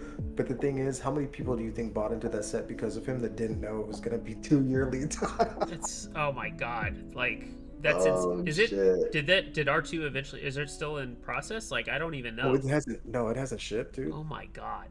No, that's gonna flood the market, and then people are gonna be like, I don't want this anymore. And dude, fucking, what's it called? Striker will be laser. Yep. Round two. Just always available. Always available. Exactly. For the record, I don't support Zambumon because he's a minivan denier. I'll he's say it kind that of way. a fucking douchebag anyway, so whatever. Well, I've mentioned that drama 100 times on this channel, but my theory is that when Evan came out with the hub keycaps idea and the renders that people got their arms up about, like, hey, they're using renders and you can copy popular colorways, that I don't think that was the issue. I think the issue was that Evan was going to bypass GMK and find a way to make keycaps for cheaper and undercut some major profits. It's no secret how much money some of these people are making from really, really popular key sets. And I think that, like, that's a fine line to walk. Like, if you're designing a set because you really want it for yourself and it happens to be popular, fantastic. But I feel like there's a lot of designers who are right now just churning out sets because they know it'll sell and their name's attached to it. And there's the three big ones that don't support minivans: Zambumon, Tombry, and Olivia, and Oblatsky. It's four. There's four. Olivia used to, and then she worked with Zam on Olivia round 2, and all of a sudden that 40 support got nixed. So, I have my own thoughts about that. Like, why spite your nose or cut your nose to spite your face? Like, you're losing out on sales for what? Like some old drama? Like, let it go. Like, just, I want to buy your shit, but I can't support you because why not? So, fortunately, go ahead. Oh, no, I was just gonna answer Soup's question. Does 3 key even drive a base kit cost? No, not really. Not at all. No, it's 3 keys, and you make a lot of 40 users very happy very quickly, right? Like, and yeah, I'm a firm believer. If you're adding 3 key at least, if not a separate 40s kit, you have my full support. Well, if you're adding 3 keys to a base kit, you're keeping your base kit as like a base. The price won't change. No, like their quote isn't going to like, change for 3 kits, and if it does, it's going to be $1, $2, like nothing. Yeah, I can't remember which set recently was in IC, and I asked the guy, like, can you add at least 3 key, and he was like, well, it depends if the quote's going to change much. And I'm like, it shouldn't, like, it should be very minimal. And he's like, well, it depends. And I was like, so the answer's no. Just tell me no now so I can know that I'm not buying this key set. Like, I don't, although to be fair, I haven't bought a key set that's GMK in group buy in like 2 years. I'll pay aftermarket. I don't care. If I really want it bad enough, I'll buy it. But But a lot don't cover 40s anyway, so it doesn't matter for me. Yeah. No, and dude, and just to touch on that again, it's like, dude, I mean, how many collaborations did I do last year with keycap sets? 50? 40, 50, Yep. a lot, dude, Yeah. a lot. Dude, that's more than one. And That's like one a week. That's insane. yeah, no, it was a lot, dude. It's some months I had 5 collaborations running at one time, but like I bought 2 out of the 40 kits that I collabed with. Zooted, Mm-hmm. because Blaze It Up. I mean, Yep. come on. Yeah, I just good love to set. see a weed themed keycap set, and then Iceberg. Okay. That's it. Yeah. By the way, if you don't know, DSS 420 truly is like there's a I don't have the novelty key on me, but oh, there it is. Oh yeah, I wish I loved the profile, dude. I've tried it so many times. I wish I loved I it. had to support Mike. Like he's Oh, of OG, course. so you know, Of like I course, had to do of that. course. Which he's had some fun key sets, but like that's what I love about our little weird 40s community is we can do the stuff we want and it doesn't like affect anybody, and we just kind of, you know, if you want our boards, great. If you don't, that's cool too. And like our key sets are like geared towards us, which is what we haven't had in the past, and that's been a struggle, unfortunately. So Absolutely. SM Design is it? Yeah, that turned me off from him. I think that was the one. I don't remember if that was the guy, suit, but yeah. And DSS is definitely making its way around to the normie sets, unfortunately. Well, fortunately and unfortunately, although it had did that Novel Keys NK65 from Olivia ever ship yet? I have no idea. That was a Olivia edition board with DSS Olivia as well. Like that was included. Which huge shout out to Mike for that, by the way, for like creating a way for people to enter the hobby with themed, like a fully themed kit. Yeah. I bought my wife a milkshake NK65, and she Oh, I know uses it every multiple day. people that did that. Yeah, Like no, that's a exactly. great little board. Like it's fantastic. So Yeah, absolutely. Oh, speaking of keycaps, Luxe is doing a keycap set drop in stock DCS PBT this year. really, Yeah. okay. So I know you said you don't want to plug, but where can people find or buy shit from you? I know you said it, but I'm dead ass serious. Like, where can people buy you stuff can from look you? me up on Instagram at Luxe Cables, and all my links are there. I sell a bunch of shit, um, clothes and cables for the most part, Hmm. and it's not all keyboard related. Some of it is, some of it isn't. But yeah, that's about it. I need to actually, you and I can take this offline. I need to buy 2 very simple white cables from you, no coils. My wife, Yeah. she doesn't like the coils. She's like, I Well, just, I don't use a coil on my personal setup. yeah. So, but she's like, I just want a white one for my, because I bought her the milkshake NK65, and she's rocking a KBD pad, the MK2 one, in Yeah, white. yeah. And so she's like, I just want something that matches. Right now, she's got a toxic cable from Zap Cables that I bought when I first entered the hobby, and the pink one that came with the milkshake kit. So Dude, I can make her a dope cable. Yeah, so basically, I don't know if you see my Dreamscape cables, but they're white with like an iridescent layer, so like they ooh, like glitter, and then the connector itself is like it's like a very light gray, and then it has like what's the word I'm looking for? It's like baby pink, baby blue, baby okay, orange, baby it's splattered. Here, I think grab it. Yeah, you're good. let's see if I can get the color of it on camera. I see that. That's sick. Yeah, let's hook up offline and Yeah, we'll but on like a white straight cable would look super dope. Here, I have mhm. a here. Go for it. So these were the Dreamscape cables. I'm gonna try to see if I can get like some of that iridescent in there. You I see kind like of the see it. Yep, glitter? yep. Yeah, and then so yeah, these were the Dreamscape cables. They're super dope. But it would be good because if she likes like white, Yep. clean, Yep. with a little bit of flavor to it, yeah, we'll make it happen. All right. She's so we work literally like 2 feet apart from each other upstairs. Like we Yeah. are. It's a little rough at times. But she saw when I set up my desk next to her. She saw like how simple and clean, and like my work desk compared to my stream desk is like Night minimal. and day, Like right? jokingly minimal. Like people are like, oh, I don't have. Literally, it's my monitor, my keyboard, my mouse, and my laptop. Like that's it. I Right. don't like a lot of shit on my desk, and like hers was a mess, and she's starting to get it really like nice and organized. And she was like, "These cables don't look good." And I'm like, "I know, I need to do something for you." So we'll hook up Yeah, offline yeah, for that. I got but, you, dude. I but got yeah, you, 100%, yeah. 100%. So I think we're kind of coming to the end here. Yeah, dude, I fucking thank you for having me on, man. Yeah. It's been a pleasure. It's been an honor. I know that I said I might have to be popping out. I hear my wife having to keep walking in and out with Stella. But I mean, she's a trooper. So I know she's got it on lock. But I know. thank you for having me on. I don't want to I'm keep glad I you. was able to. No, no, no, Um, it's okay. I'm glad. yeah, no, thank you for agreeing to come on and being a. I don't want to say a guinea pig because I've had others, but just coming in, participating. We'll let Devin know he's next at some point. We got There to you have him go. on. I want to bring his Yeah, of course. controversial opinions on. We're definitely going to bring some people back. Soup, thank you so much. I try to make it a vibe. It's very chill in my streams. My builds are very chill. We just have a good time. We hang out. We talk. It's legit. And again, Luxe Cables on Instagram at Luxe Cables, right? Correct. Yep. So you can find Chase there if you're not normally hanging out with him and whatnot. And I will have to get some real help with you, like how to do those and make them look good, because I suck at reels. Like I'm not good at them. Of course. You and Devin have those on lockdown, so I need to get better, especially if I want to promote this stream a little bit more. So Yeah, yeah, of course, man. yeah. I got you. Whatever you need. And just a reminder for everybody: Thursday, 8:30 p.m. Eastern, building the Le Chiffre prototype. So please feel free to come back and hang out. For those of you that came today, let me grab it just so you can see what it looks like. It's the first aluminum one. There's a bunch of 3D printed ones, which is cool.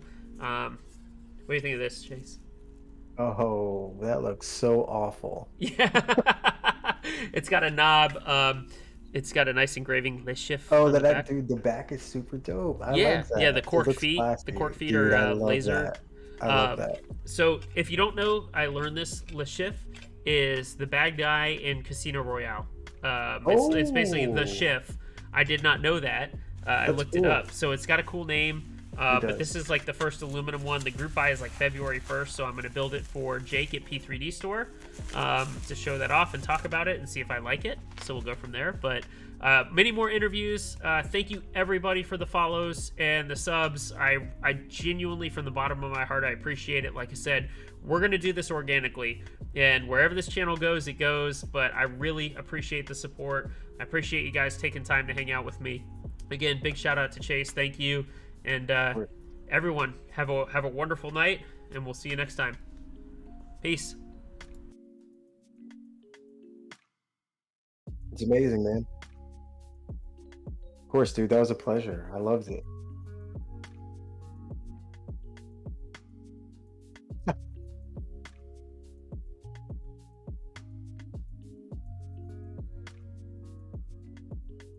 It's hard. Yeah, dude, I know. Of course, man. Yeah, I'll probably pop in there too after I make sure everything's cool on my end. But dude, I appreciate it again. Thank you so much for having me on, man. I had a pleasure. It was wonderful talking to you in length instead of just in and out of conversations, dude. Next time you need to fill a gap, let me know. I'm in there. No, I'm going to send you some boards. Yep. You have my